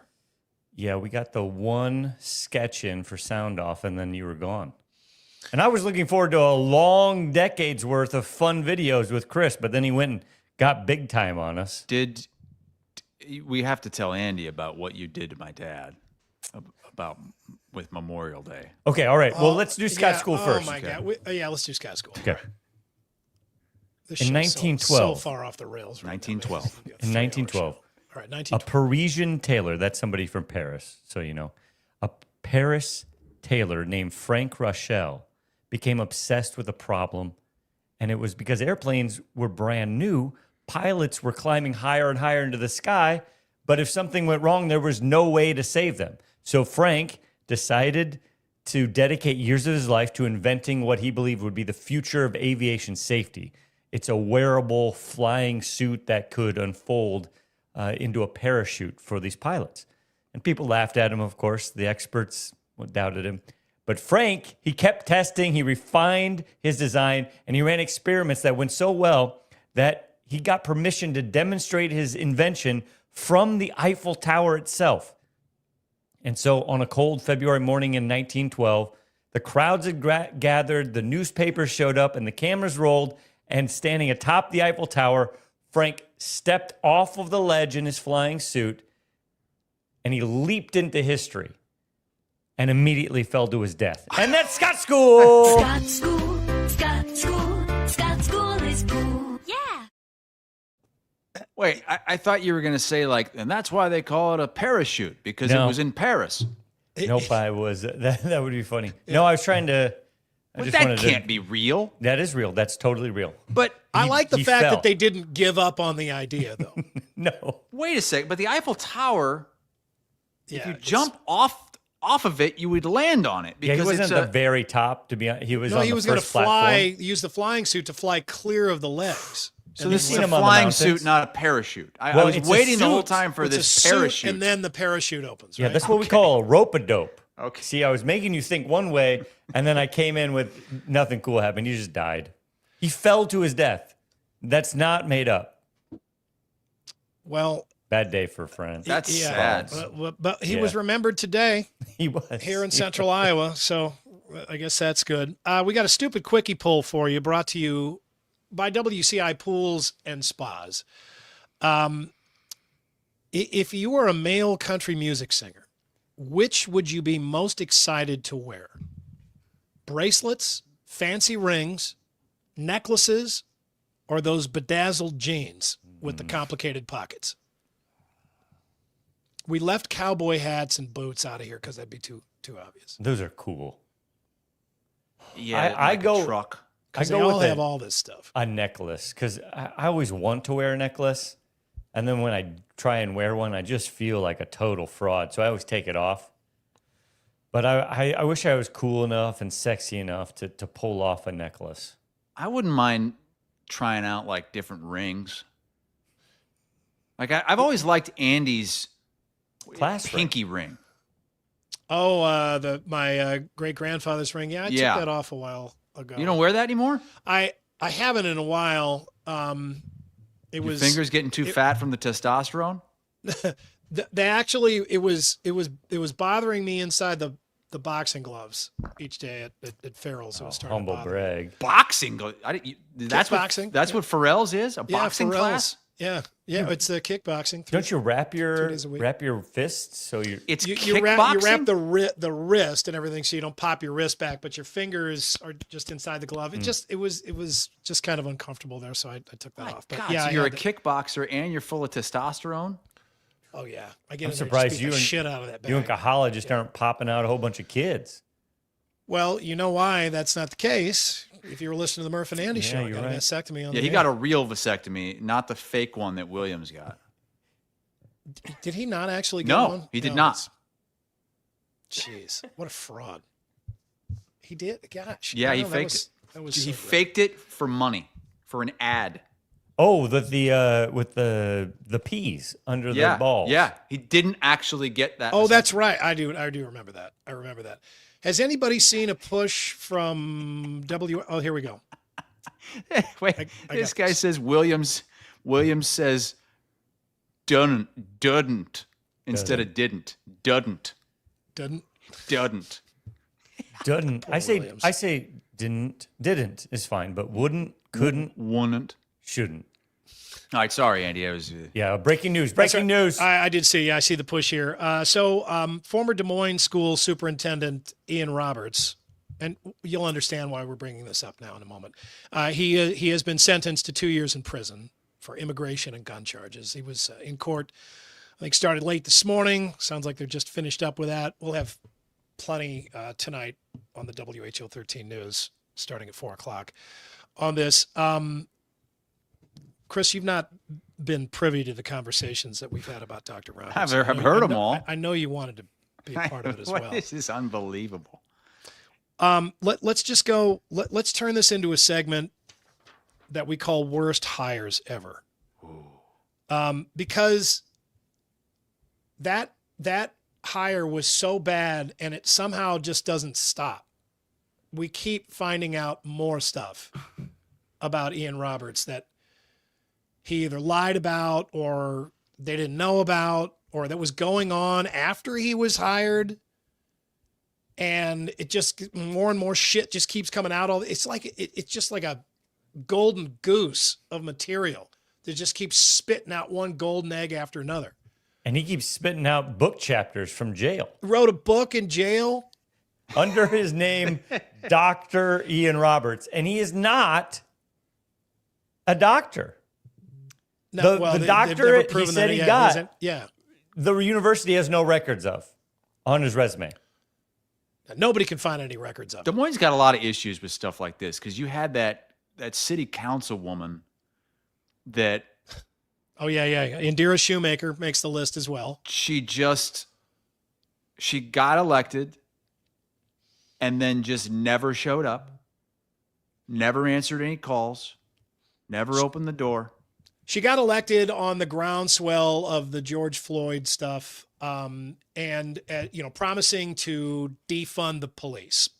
And part of the reason she got elected is because I think the vote was kind of split in that ward, and the incumbent didn't campaign very hard. She got a lot of supporters together and, barely won. She won. But she went in there with this huge agenda of stuff that she wanted to do, and she came in really, spit and fire at meetings, fighting with all the other council members, and it was a spectacle. Like every city council meeting was a spectacle. It got ridiculous, but I mean, clearly she had an opportunity to make a difference, or at least, back up the constituents that elected her. But then all of a sudden she just stopped showing up. And no one wanted to ask, what a coward, where the hell is Indira Shoemaker? So I got off the morning show at right around that time, and I went in, and they used to be my beat was city council, and I knew almost all the council members well. And I walked up to him afterwards. I was like, "Where's Indira Shoemaker?" And I remember Joe Gatto. He's just like, "I don't know. You should ask that question. You find out." And that's it. That's all you have to do is ask that question. So nobody else wanted to ask that question. And so everybody started, like, as soon as I would ask the other council members or Mayor County or anybody else, where's Indira Shoemaker, they would just start talking. They totally wanted to talk about it. Well, I don't know. Clearly, we hope she's well, but she's been around in a long time. It's not like they gave me no comment. They wanted a reason to comment about it because they were pissed at her. She'd been a pain in the ass. But she had this big opportunity, and then she just stopped showing up. And then no one could find her. I don't know if they found her yet. Yeah, I was just going to ask, like, is there an update? Did they ever find her? Is she still cashing checks? Yeah, she was still getting paid for all this stuff. I mean, with tax money. Went to her house. Yeah, tax money. And it was terrible. It was really bad. Others that make the list, Sergio Dip. We brought up Sergio Dip the other day. He'd come up on the anniversary. Poor guy. Hassel, give me your thoughts on Sergio Dip. I think he still works at ESPN Deportes, right? He's still... Well, and that's the thing. Like, this one technically isn't a hire, it's a placement. Like, I think he already worked for ESPN Deportes.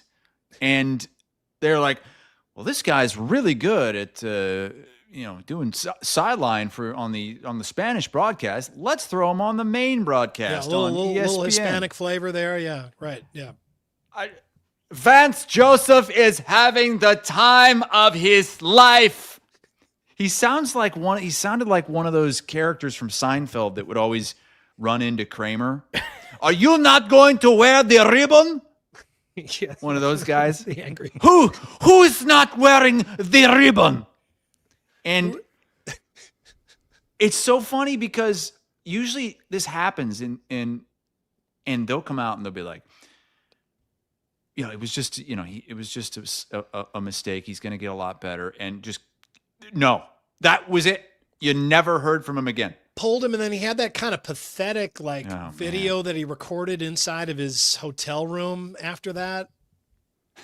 And people felt really bad for him. I feel bad for him too, because I don't know that he asked for that. Like, there were other people too that were put in losing situations. Like a high profile situation that, hey, if you do well, it's going to be great for you, but bad situations that they did not earn, but it's not their fault that they were put there. Yeah, it was the wave of DEI hires at that moment was everyone was just desperate to try and out diversify each other on network TV. And this is what happens. You end up putting people in a position that they're not ready for. Well, watch this. Yeah. Well, he's only 37 years old now, so he was really young, and everybody obviously wants to find some new young rising star and then give them some role. But they were just trying way too hard. He's probably too hard there.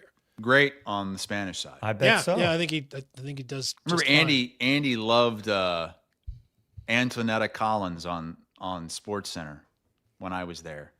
She would Tony Collins. Oh yeah, she would pronounce everything with this heavy accent, even though she was totally American. Antonetta. She's out of the business. Puerto Rico.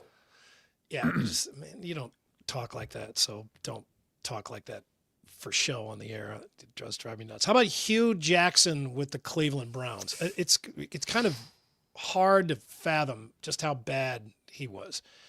1-15 his first season. 1-15. It's a rebuilding year. Just stick with. Just wait till next year. Okay. Well, you waited until next year. 0-16. He got worse.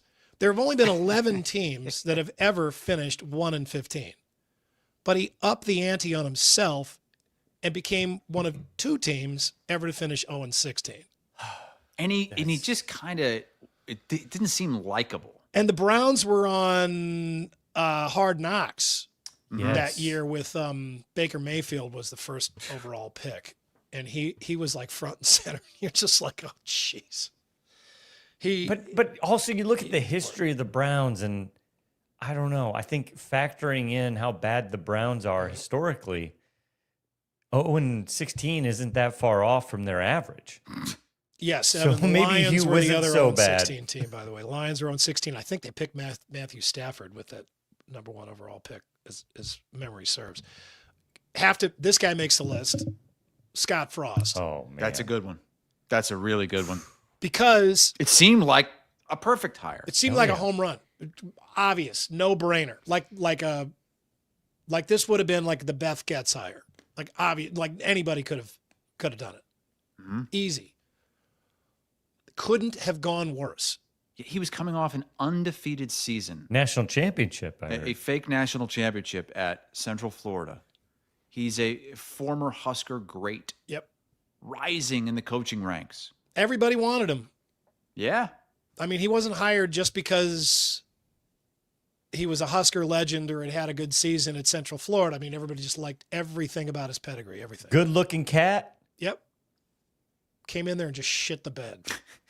Wasn't there some story he about screwed his own legacy? Yeah. I mean, that's it. Frosty the coachman. Yeah. It's so perplexing what went there and what went on there. And I think it says more about the University of Nebraska than it does about Scott Frost. Like, I just don't think it's possible to win there anymore.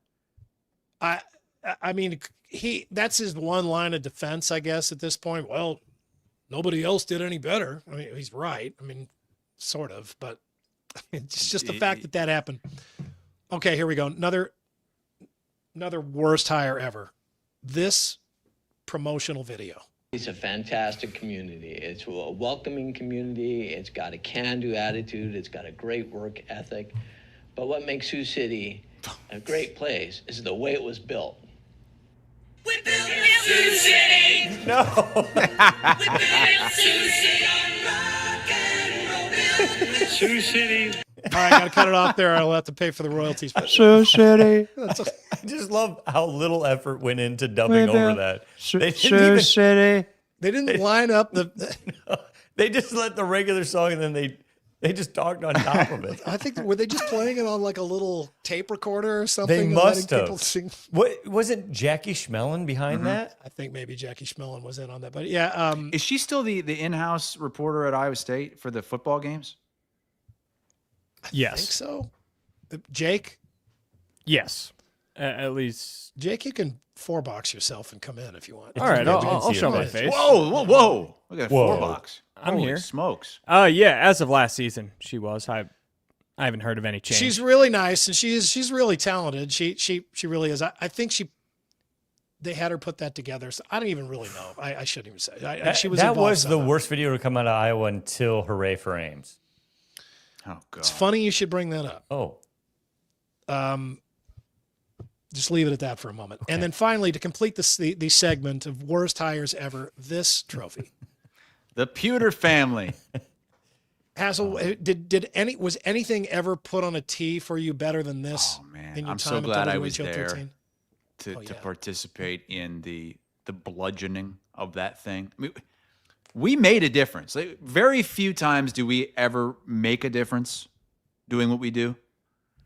We made a difference with this trophy.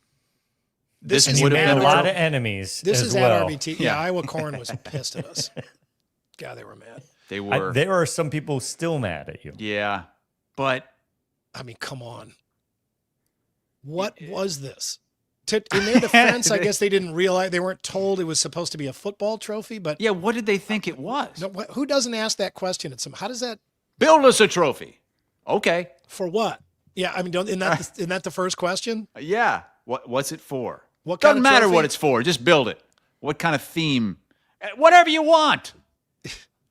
Okay. Yeah, I need more details than that before I start building that trophy. Also, I'm noticing now for the first time to scale how big the daughter is.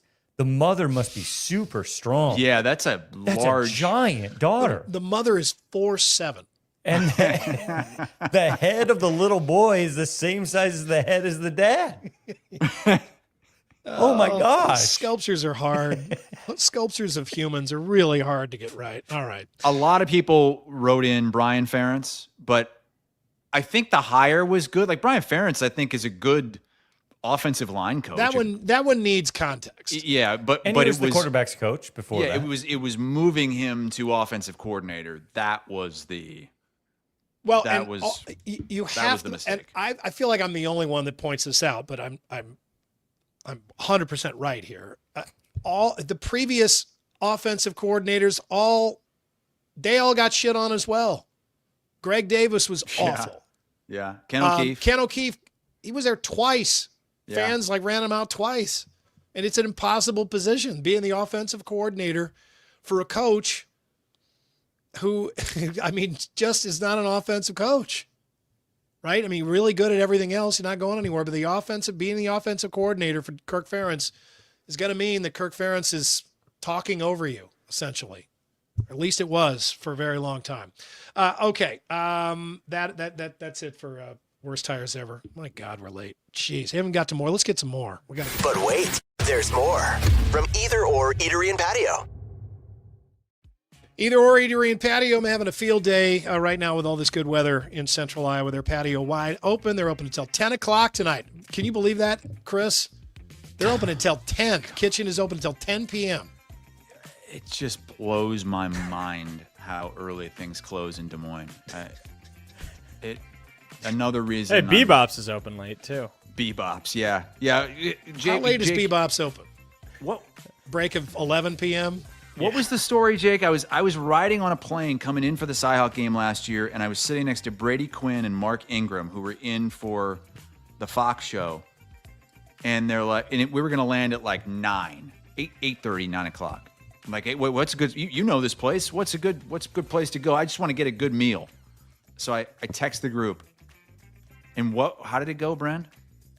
I think you just asked what was open near this hotel, and I pulled up maps, and I'm like, honestly, not much. Fong's just moved to East Village. Yeah. There's the pho place on the corner. I don't think the sushi places stay open late. There's a Domino's. So that's pretty much what I told you. You're like, so there's nothing else. And I told you that there's a Bebop's on the way from the airport to the hotel. Yeah, but right on. I don't know. I don't know what else.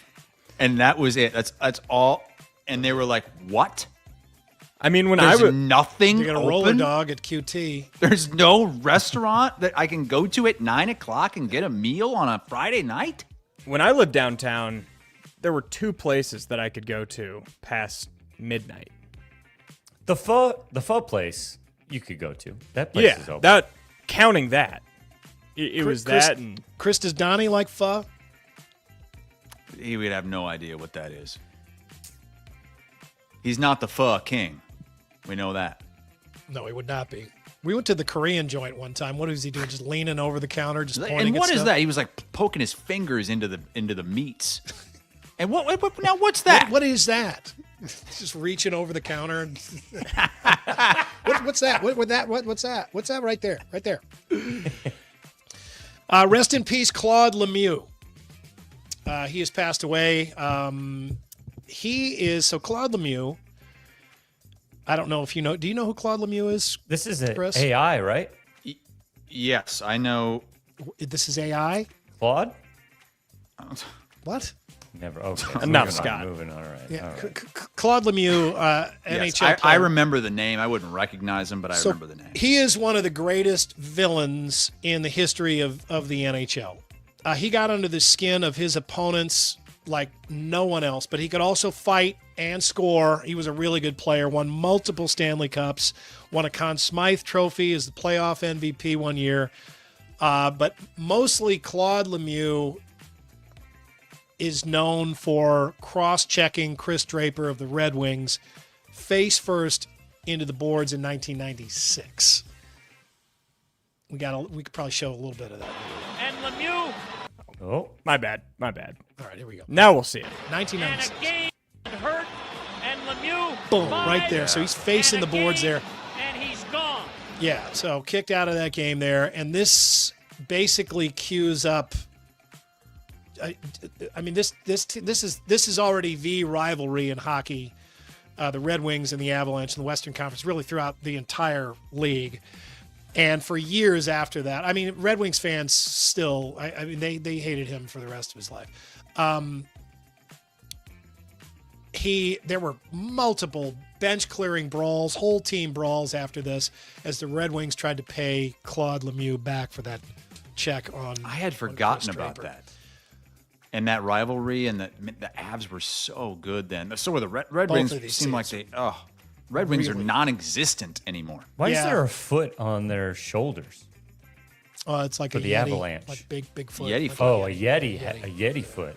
A little secondary logo there, but Claude Lemieux is gone. Hey, let's real fast. Jake, you ready? Let me know when you're ready for this. I want to make Chris hungry. This is gonna whet his appetite right here. I am hungry right now. Chris, check this out, man. Wait till you see this. This looks great. Oh man, look at that. Ooh. Just a chicken parm at the Olivia restaurant. God, that does look good. Yeah, in Tampa. Oh man, just pouring that slop all over the top. Look at that, man. That's I love me a good chicken parm. really, really good. Yeah, I Chicken knew you would parm, like good. that. All right. Des Moines' newest splash pad already has to cut down on its hours due to the high nitrates in our area rivers.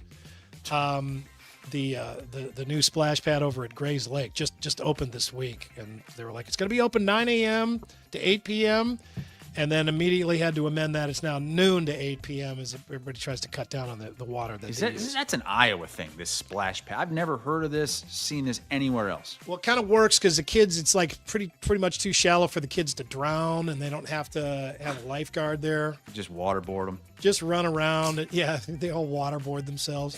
Just run around and get wet and get cool.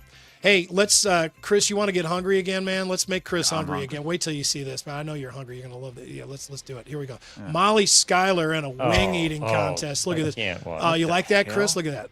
Oh, man, look at all that sauce. She's got clown makeup on from the buffalo sauce. Yeah, look at her. She was an athlete. You were a big fan, weren't you? Yeah, it's Molly Schuyler. Oh, my God. Yeah, really good. Awful. From the files of Some Headlines Don't Need Stories, we bring you this. Brad Pitt sued by Penis Cream Company in bizarre lawsuit. Bo D, which is short for Bo Domain, a small men's beauty brand. Yeah, no, Bo D. Bo Domain. I thought the D standed for dick. French. Yeah, Bo Dick, yeah. Out of Malibu, a men's beauty brand whose main product is a penis cream, is taking Brad Pitt's skincare line. Oh, I'm sorry. This is Bo D. His skincare line that he just came up with is called Bo Domain. Oh. And Bo D is taking Bo Domain to court over trademark violation with a rapidly rising demand for men's beauty products. The owner, Brandon Palace, saw an opportunity and launched Bo D in 2020 with two products, lip salve or salve. Should we say salve or salve? Salve. I think it's salve. What do you use penis cream for? Oh, yeah. I think your toes. As lubricant? That was the other product, the penis cream. I don't know. Good. Yeah, I mean, I guess skin, I suppose you want it to be soft. The business was going well until Brad. Oh, no, Andy froze. No. Right. Until Brad what? Pitt. Oh, we're on the edge of our seats now. Would Damn you it. use penis cream, Hassel? I've never even heard of penis cream. You've never seen penis cream? Are we I haven't freezing seen up it. I on haven't the heard penis of it. cream part? All right, Andy's back. Oh, hey, Andy. We lost you for a second. We're just talking about your penis cream. I'm frozen. Okay. All right, I'm going to... You guys talk amongst yourselves. I'm going to... Talk amongst yourselves. Be launched. I'm verklempt. Well, unfortunately, Andy is the driver of the show. Yes. We've lost our driver. This is like when Bren was heading over that the Saylorville Dam, and that lady his driver started screaming. Is your hat for Talons of Tuscany? Yeah. Talons of Tuscany. Have you noticed that Bren wears his hat like way too high, pointed up? Way too high. And you got it like that. Yeah, that's way better. He also wears a golf glove when he putts, Hassel. Oh no. This is embarrassing. I've broken That's that a habit. faux pas. Oh, it's disgusting, honestly. That is a faux pas. It's kind of just a vibes thing. Like Yeah, your vibes are so low. I forgot to take my glove off when I was on the putting green that day, and I was putting pretty well on the green, so I just kept it. So. Are you guys excited about... We've got Andy. Oh, I was going to... That may be God's way of telling me to hurry up with the show. We're taking too long. No shit. Yeah, we're at an hour and 50 minutes. My mom is watching, too. Oh, boy. All right. Oh, All right, she is? We talked about penis cream a lot. I'm geez. sorry, Mrs. Fales. Sorry, Mrs. Fales. Too late. She already heard it. All right, let's make Chris hungry. Again? Yeah. Oh, yeah. You smell that. That's the flavor, madam. You're the one burger. Done. Buns get the grease, patty gets the love, little onion, special sauce. Next. Does that look good? What? Yeah, That's Pakistani foot cake. Is that's a smash? Is that a smash burger? Done. Buns get Something the like grease, that. patty gets the love, little He's onion. really putting his All soul right, into rolling it. on. In the Toe latest prints in round it? of Iowa, what's that? Nothing. All right, We were I'm just gonna making keep going. puns. Yeah. In the latest round of Iowa's water is dirty news. The Ames Country Club has drained its swimming pool out of an abundance of caution. First thing that comes to mind is, of course, somebody found a floater. I don't think that's actually what happened there. They're concerned that irrigation water might have gotten into the pool. That's not filtered. And in Ames, as we know, they don't accept anything but top-tier water. As we know, the song goes... Glass of water when you visit our town. Crack a smile. Drink it down. It's the cleanest around. Hooray! We love it in the city of Ames. Scott's always been a little defensive of this. Yeah, because Scott is like friends with those people. Yeah. No, you've been weirdly I was defensive Facebook of this friends song. with that drummer, and he was. I thought they were doing a bit. Turns out they were 100% serious. You're like, hey, you guys did a great job with that That's parody. So awful. Like when all of a sudden the guitar dissolves and he gets into this incredible guitar solo in the back of that convertible. Oh, All right, because this- there was this so calls- much production value in that. This calls for a more quickie poll, brought to you by WCI Pools and Spas, of course. Which was worse, We Built Sioux City or Hooray for Ames? I think this is easy. I think it's easily hooray for Ames.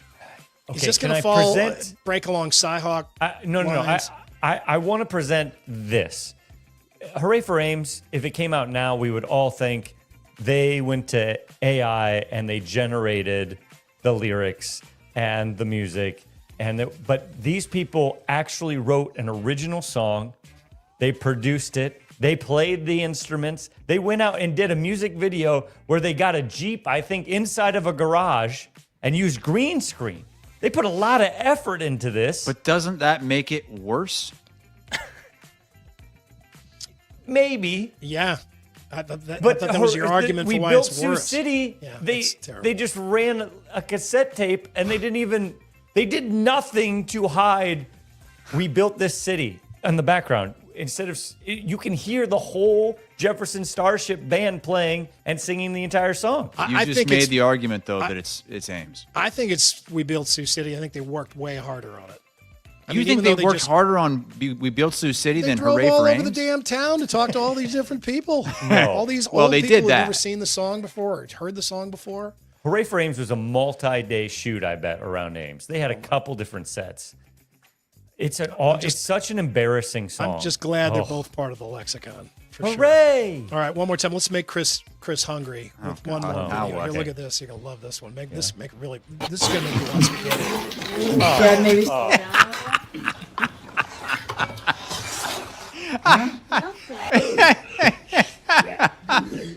Just eat, kid. Eat your dinner, Mason. All right. Here we go. Gee, look at Wait. Help yourself. I can't. Where do you find this stuff? That's AI. That had to be AI. Andy, It did you had to generate be. that You don't yourself? think that's real? I think all that stuff is real. You guys are always calling me out on that stuff. Why don't you believe people? All right, finally, we're so over, but we still have to do. I promised everybody we're going to do the return of the Friday exit poll. So let's bring it up. Jake, let's do the Friday exit poll. We haven't done this in a long time. Here we go, guys. We'll go around the horn. We'll make it kind of quick. Scott, we'll start with you and go counterclockwise. Which is the best seat in the restaurant? A booth, certainly, first. I think in the corner where you can sit your back to it so you can see everybody come in and out. Like the far corner booth? Yeah. Looking toward the door of the restaurant? I don't want anybody able to come up from behind and spook me. Especially if it's a fine dining place. I want the place where the mafia member would sit. You're I like want the a- yeah, place like where a Frank gunfighter. Sinatra would sit. Yeah. Okay. All right. Chris, you go to restaurants a lot. Which seat do you pick? Well, we always go to the bar. If you don't have a bar spot, we're not eating there. And I want to be at the very edge of the bar. My favorite spot is if the bar is like an L shape. Yeah. You sit in the chair on the end of the L, the short L, so that you can also, you can use the wall as a back if the bar doesn't have a back to the chair. Oh, okay. Like way over there. Okay. Yeah. And to Scott's point, everything's in front of you. Nobody's behind you.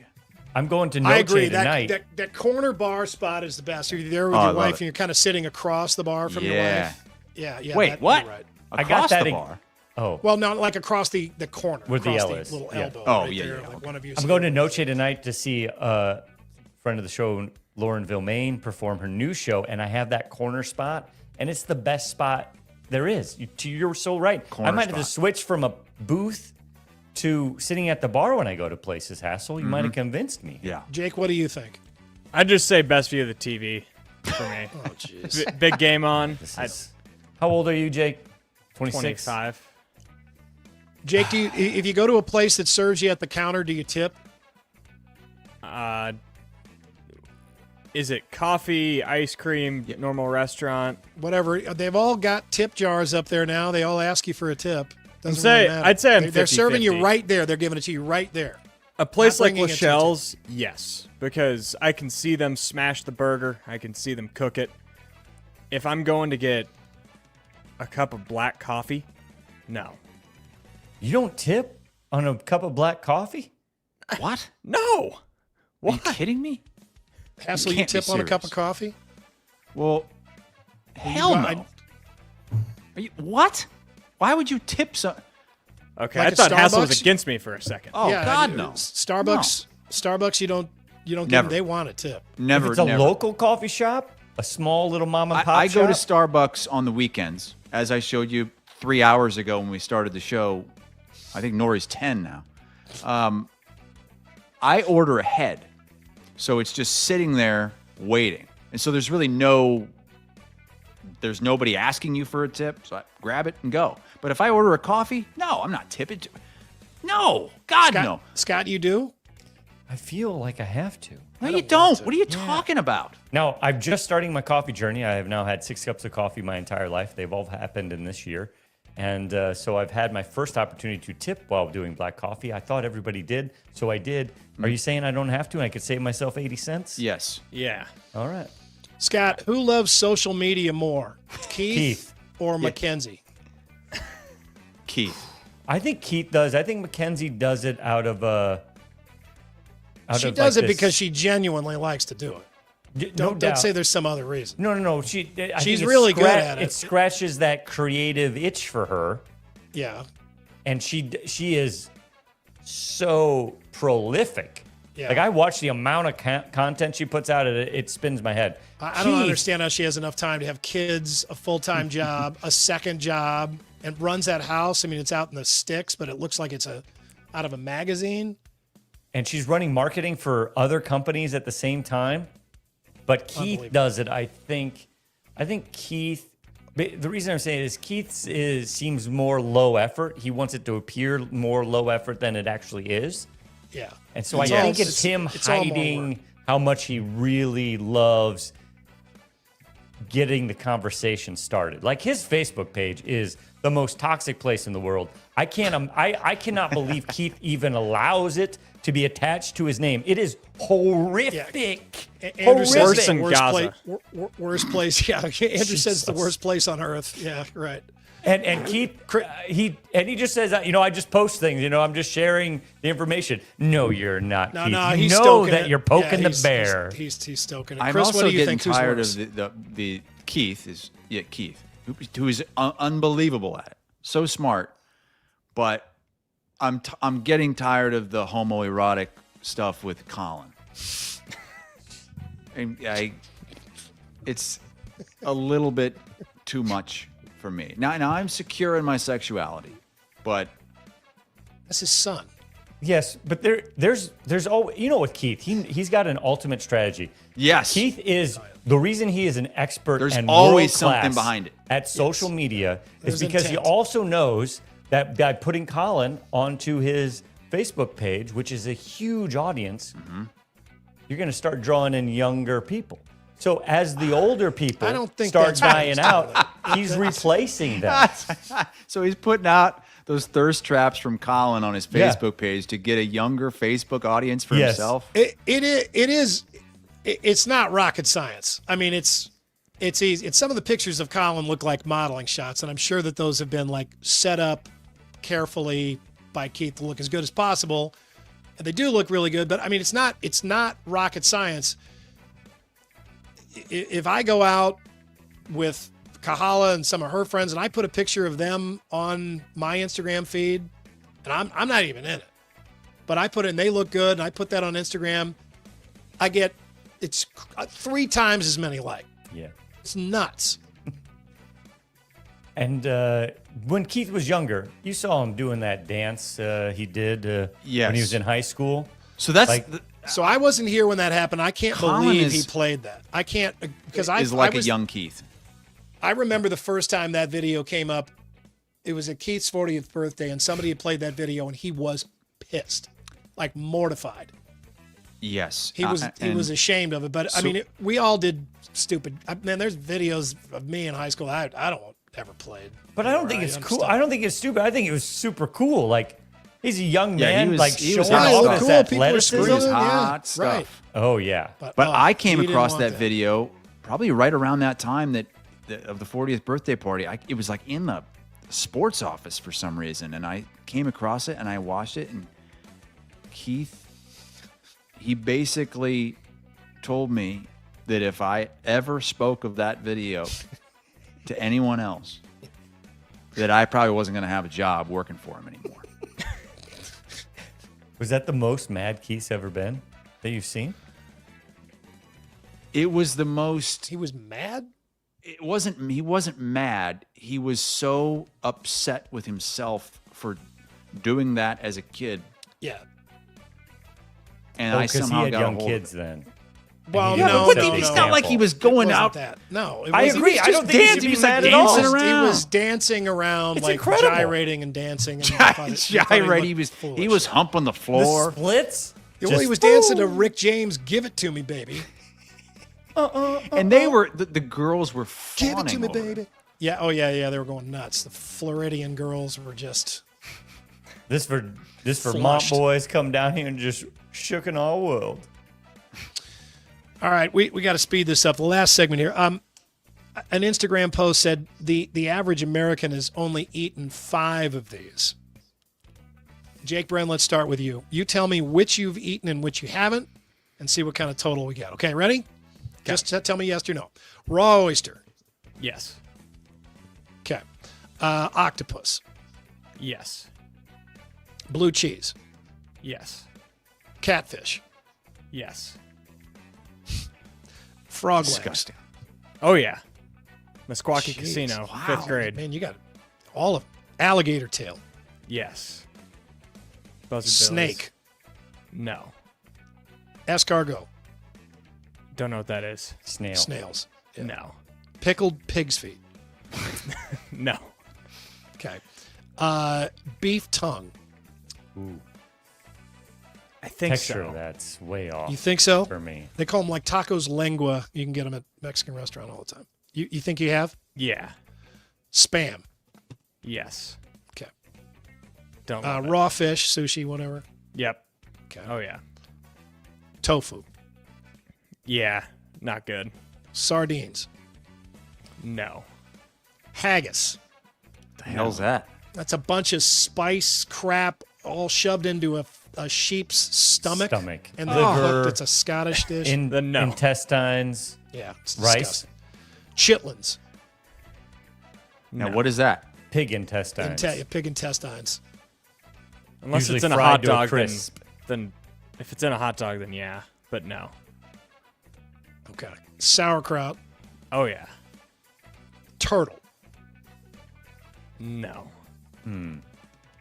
I don't think so. Well, that's 11 of those. That's pretty good, Brent. That's more than me. For 25? I'm probably That is at 8 or 9 of those. Yeah. Chris, which of those have you eaten? Frog legs? No. I've had alligator. Alligator's good. Alligator's really good. I don't know if it was the tail. Is that the only part of the alligator Yeah, you you eat? don't. Yeah, that's the You can't eat the other stuff, but it's tough. You know that I've lived down here for almost 10 years, and I've never seen an alligator in the wild. What? Yeah. Like at a Not golf on a course golf or course? something? They're everywhere. No. Never seen one. Which of those grossed you out the most, Chris? Like the haggis? Snails? I Oh, think. yeah. Escargot is amazing. I had a raw scallop once that was that's still to this day the worst thing I've ever eaten. Oh, It was those the are most really good. The disgusting fresh thing. scallops at like at a sushi restaurant. Those are. It was at a really nice steakhouse in Connecticut, and oh my God, it was.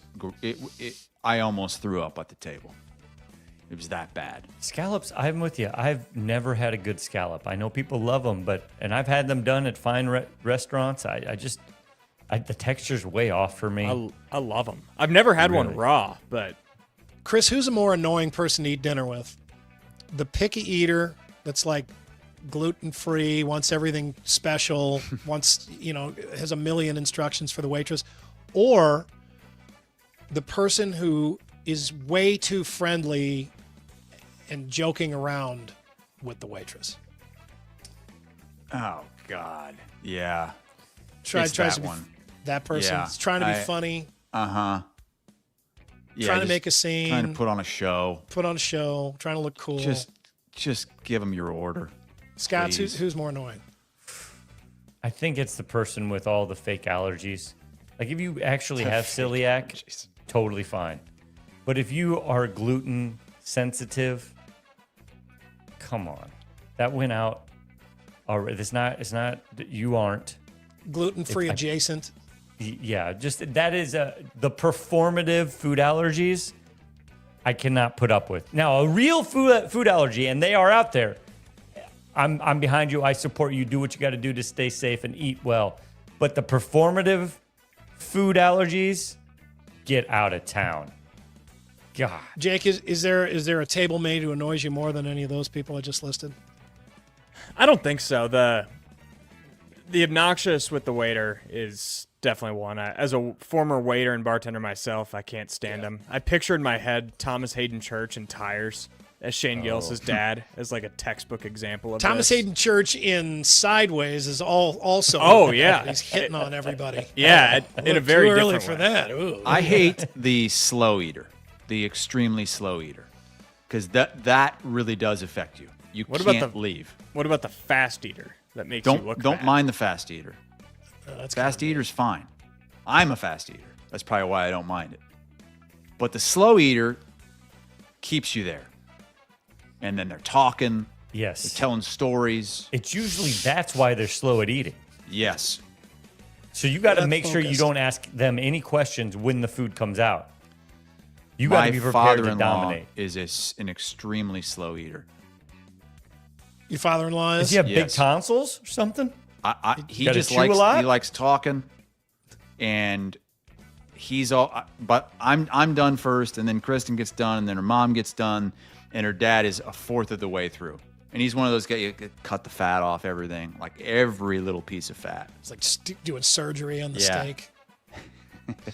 All right, that's your more, everybody. That concludes the Friday exit poll. Speakpipe.com. Hit that oh, mouth no, pipe. good. Oh, my God. Finally. I should have done this so much earlier in the show.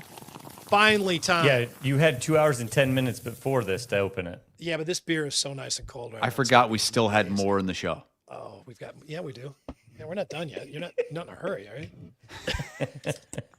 Opening my Confluence. This is a 13 degrees the Czech dark lager.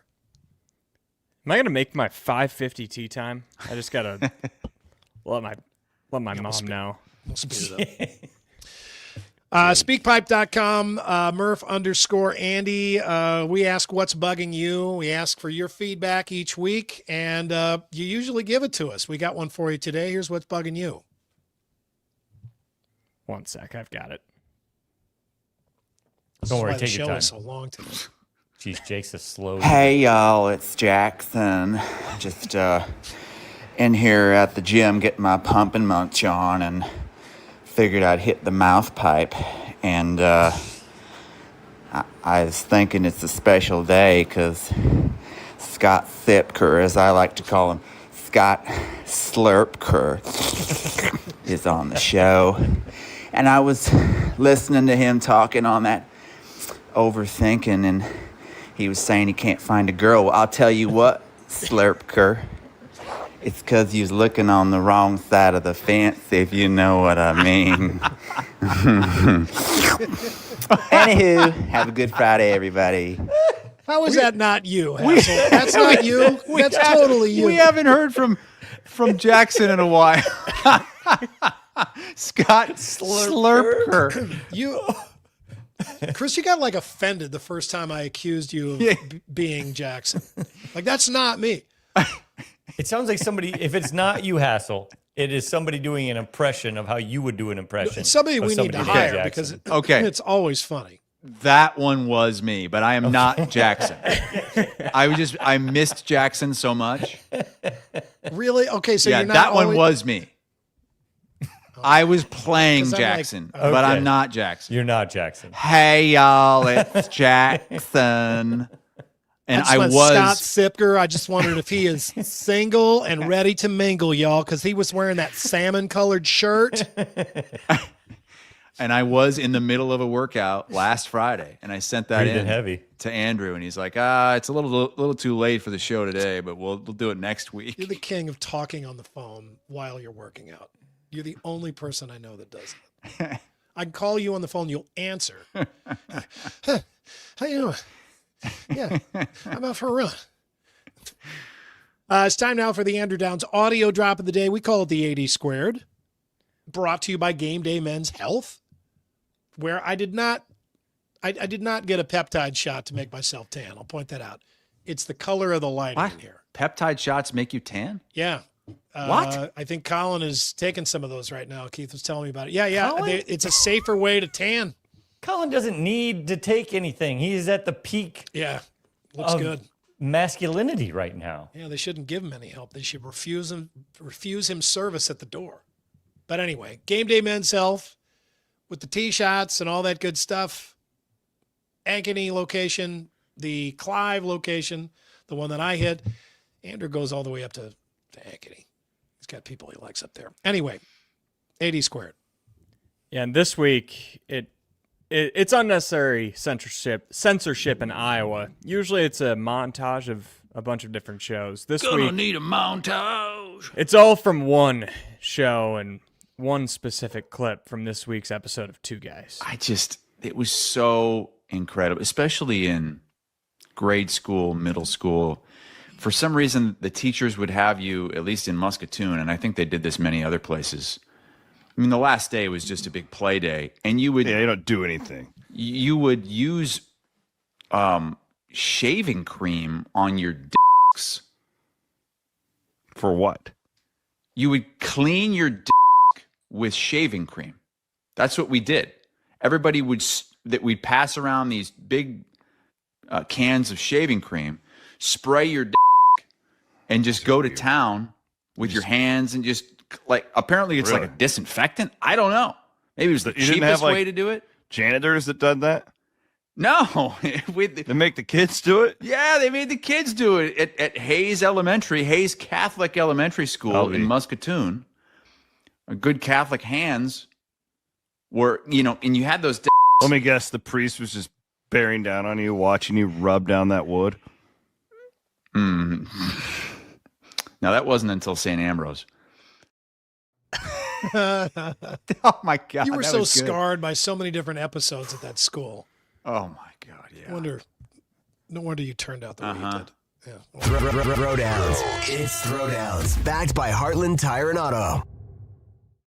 We still have throwdowns. Oh my God! Oh, you're trying to speed up the show or something? Yeah. All right. Well, I thought you skipped it. No. I was coming to it next. No, go ahead. Yeah, do it. Yeah. Let's throw it down. Heartland Tire and Auto.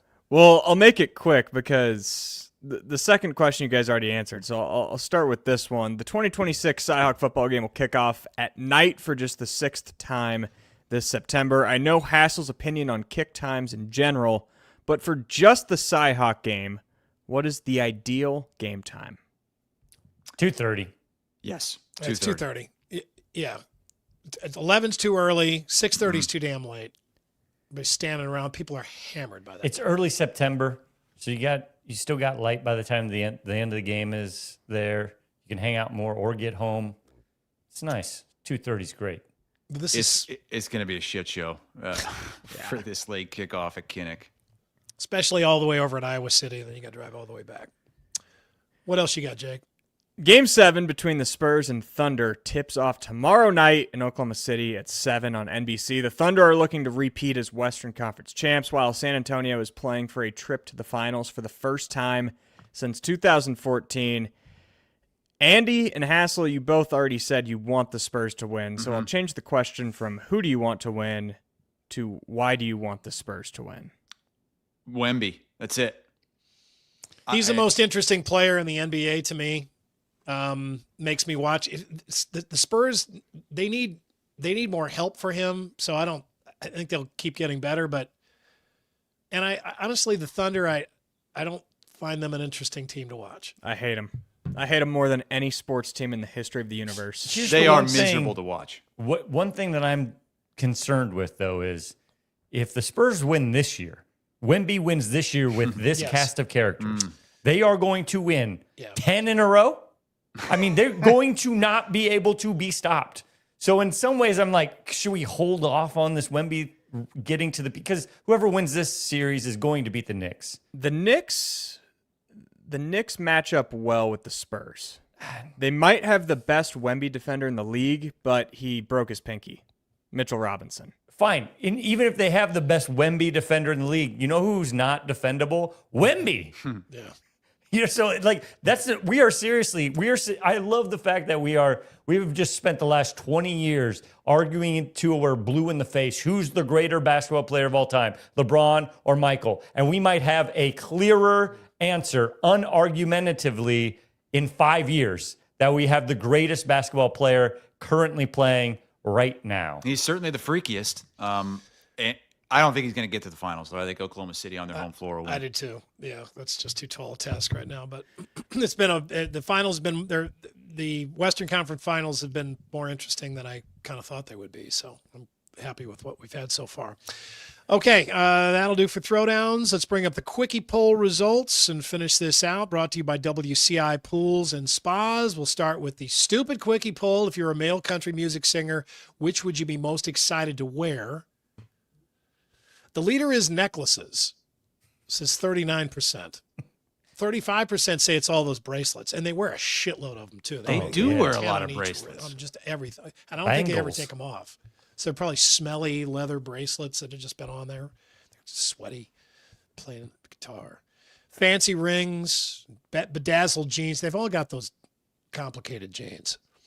I love how all of these are not helpful on the farm. No. Like, you don't want to wear them when you're actually cowering. I was thinking about this today. I don't think there should be country music should not exist north of I-70 or east of I-35. Where's I-70 located? Like right through the middle of Missouri. The middle of I think you're going to try to take country music out of Iowa? Yeah, you can't do that. Good luck. Out. Good luck. Even out of Minnesota, you can't take it out of Minnesota. It doesn't belong, there should be no country music in Wisconsin or Minnesota. Minnesota has There's no cowboys up there.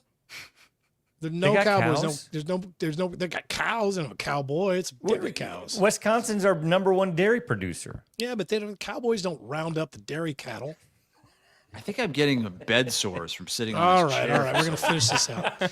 One more Quickie Poll result. Which was worse, We Built Sioux City or Hooray for Ames? Hooray for Ames. Run away. Hell yeah. 76% of the vote. All right, guys. It's been fun. I've kept you way too long. No doubt about this. You knew that was going to happen. No doubt. It was fun. It's 3:19. It's been great. Hassel, it's been really fun hanging out. I appreciate you giving us so much of your Friday. Same with you, Jake. Hope you make that tea time. Good job filling in for Andrew. That's a heavy lift. Should be on the way. Wear your hat lower, Jake. Wear your hat lower. Yeah, pull that down. There you go. Pull it down. Hey, thank you for hanging out all this time. We had a huge audience today. Love it. Great audience. Thanks for hanging out. Please like and subscribe so we can all meet again. We are back on Monday. So will Murph. Murph will be back as well. God we hope willing. you are too.